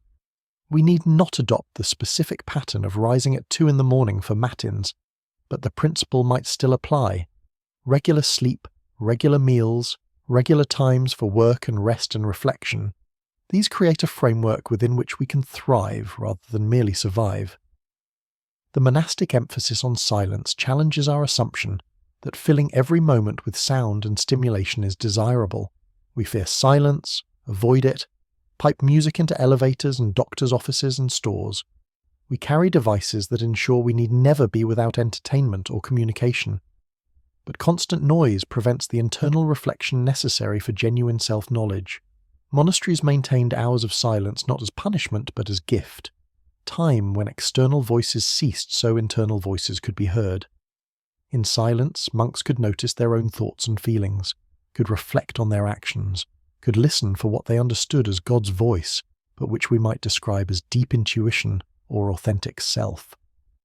Without such silence, we live on the surface of ourselves, reacting constantly but rarely reflecting. The monastic model of work offers another counterpoint to contemporary assumptions.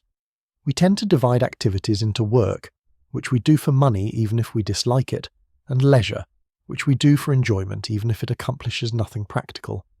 This division leaves us perpetually dissatisfied, enduring work to get to leisure, then finding leisure unfulfilling because it lacks purpose. Monastic work was neither employment nor leisure, but something different, activity valued because it served the community and could be offered to God. A monk copying manuscripts or hoeing the garden was not primarily trying to earn money or have fun, but engaging in meaningful activity that contributed to something larger than himself. The distinction matters.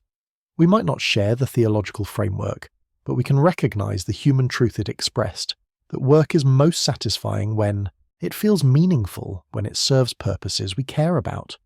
Community is perhaps the area where the gap between monastic and modern life is widest. Monasteries were intentional communities, people who chose to live together according to shared rules, supporting each other through commitment rather than mere convenience. When community members had conflicts, as they inevitably did, they could not simply leave.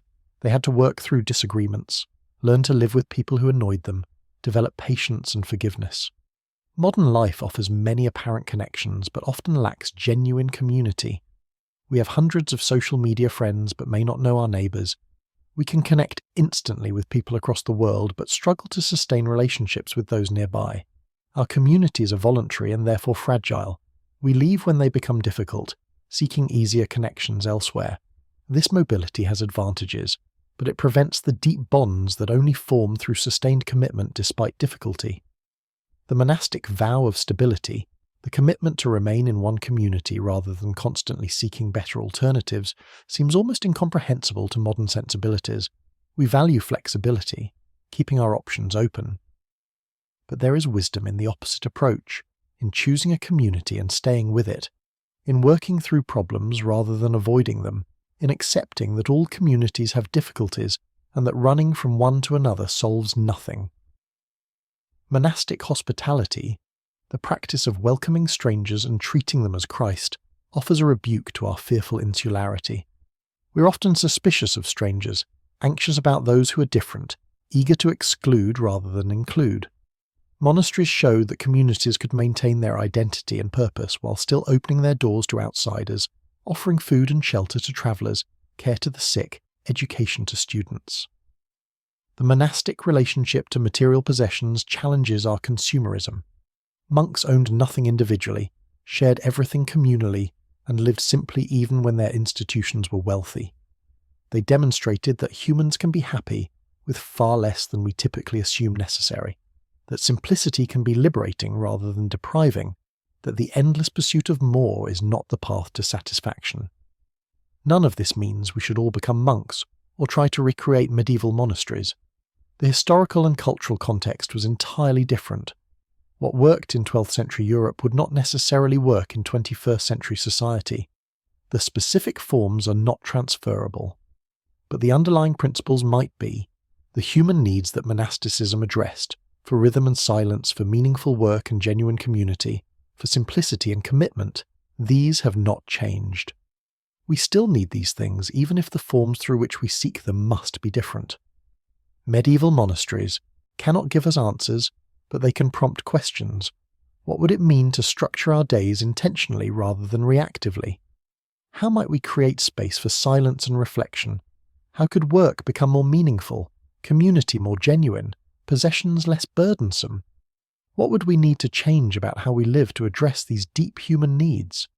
The reflection they invite is not nostalgic longing for a past that never quite existed as we imagine it. It is honest examination of the present, recognition of what is missing despite our prosperity, willingness to consider that our ancestors might have understood some things we have forgotten. In the candlelit cloisters of medieval monasteries, in the rhythm of prayer and work, in the silence broken only by bells and chanting, humans found something we still seek, a way of living that addressed not just our material needs, but our deeper hungers for meaning, belonging, and purpose. That search continues. The forms will differ, but the need remains. The bells have fallen silent in most of the great medieval abbeys. Walk through Fountains or Revel or Tintern today, and you walk through ruins, roofless churches open to the sky, empty cloisters where grass grows between paving stones, dormitories reduced to foundations barely visible beneath the turf. The monks are gone, have been gone for centuries in many cases. The prayers that once rose from these walls 8 times daily no longer sound. The communities that lived here for hundreds of years have dissolved into history. Yet something remains. Stand in the nave of a ruined abbey church, look up through empty window frames at the clouds moving overhead, listen to the wind singing through broken arches, and you can still feel it. The stones themselves seem to remember, to carry some echo of the lives lived here, the devotion offered, the work accomplished. These are not mere ruins, but monuments to human aspiration, reminders of what we are capable of when we dedicate ourselves to purposes beyond survival and pleasure. The physical legacy is substantial. Hundreds of medieval monastery buildings survive across Europe, some still functioning as religious houses, others preserved as museums or historic sites, still others, like the ones just mentioned, maintained as ruins precisely because their ruined state has its own melancholy beauty. Gothic cathedrals that still serve as churches, Oxford and Cambridge colleges that still educate students, hospitals that still care for the sick, all testify to monastic influence on the built environment. But the deeper legacy is less tangible, woven into the fabric of Western civilization in ways we rarely notice, because they seem natural, inevitable, just the way things are. The idea that education should be systematic and available to the talented regardless of birth. The conviction that caring for the sick is a social responsibility, not just private charity. The assumption that knowledge should be preserved and transmitted to future generations. The expectation that work should have dignity regardless of its nature. All these owe something to monastic precedent. The legacy lives in unexpected places.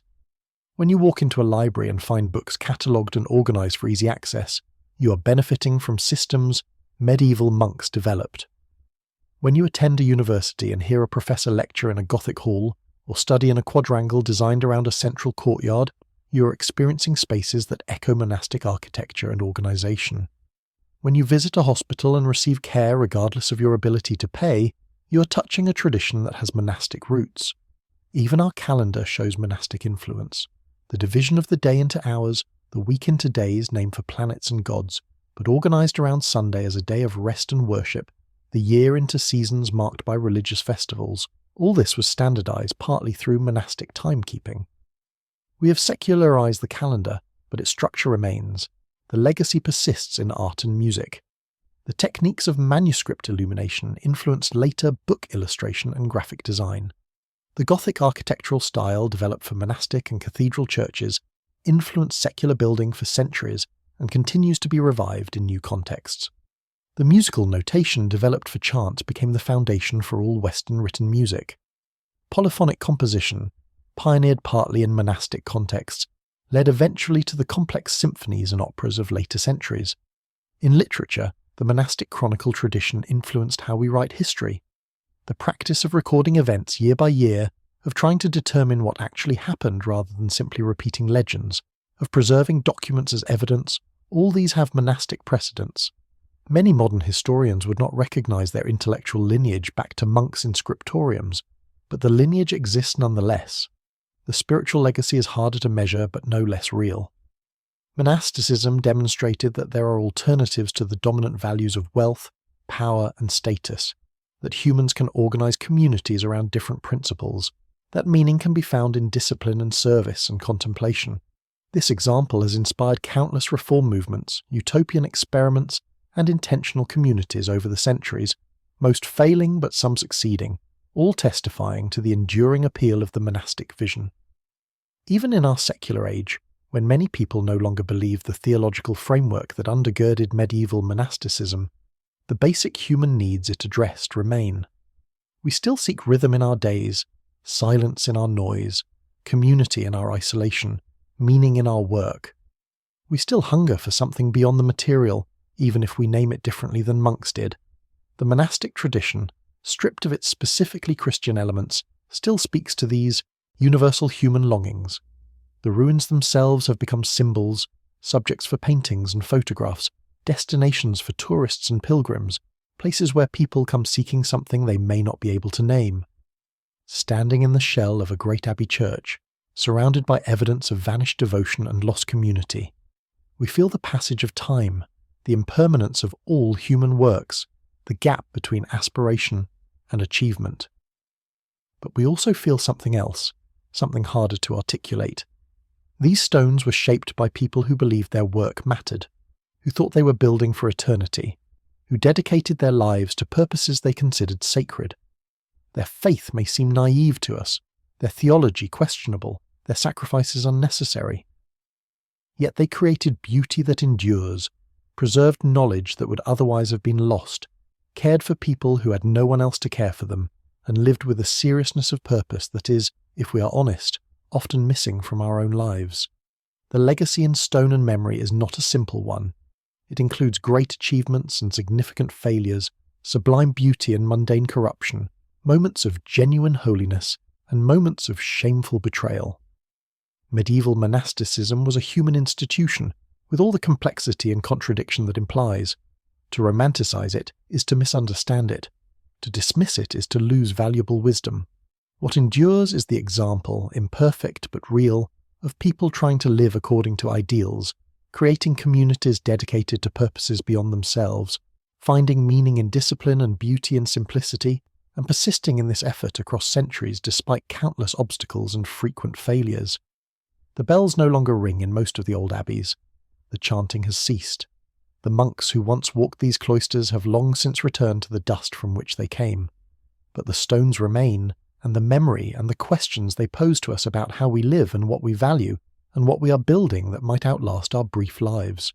In the ruins and in the living traditions that descend from medieval monasticism, in the books and buildings and ideas that survive, the legacy continues. It is not a dead past but a living presence, speaking to us across the centuries in a voice that is at once strange and familiar, distant and immediate, calling us to consider what it means to live with purpose, to work with dedication, to create communities of meaning, to build for more than just ourselves. The candles have been extinguished, but their light still guides us, if we have eyes to see it, through the gathering darkness toward the dawn that always comes, as the medieval monks knew, if we are patient and faithful and willing to keep watch through the long night. Sleep well, and may your dreams be filled with the quiet beauty of stone and memory, of silence and candlelight, of a life lived in rhythm with something larger and more enduring than ourselves.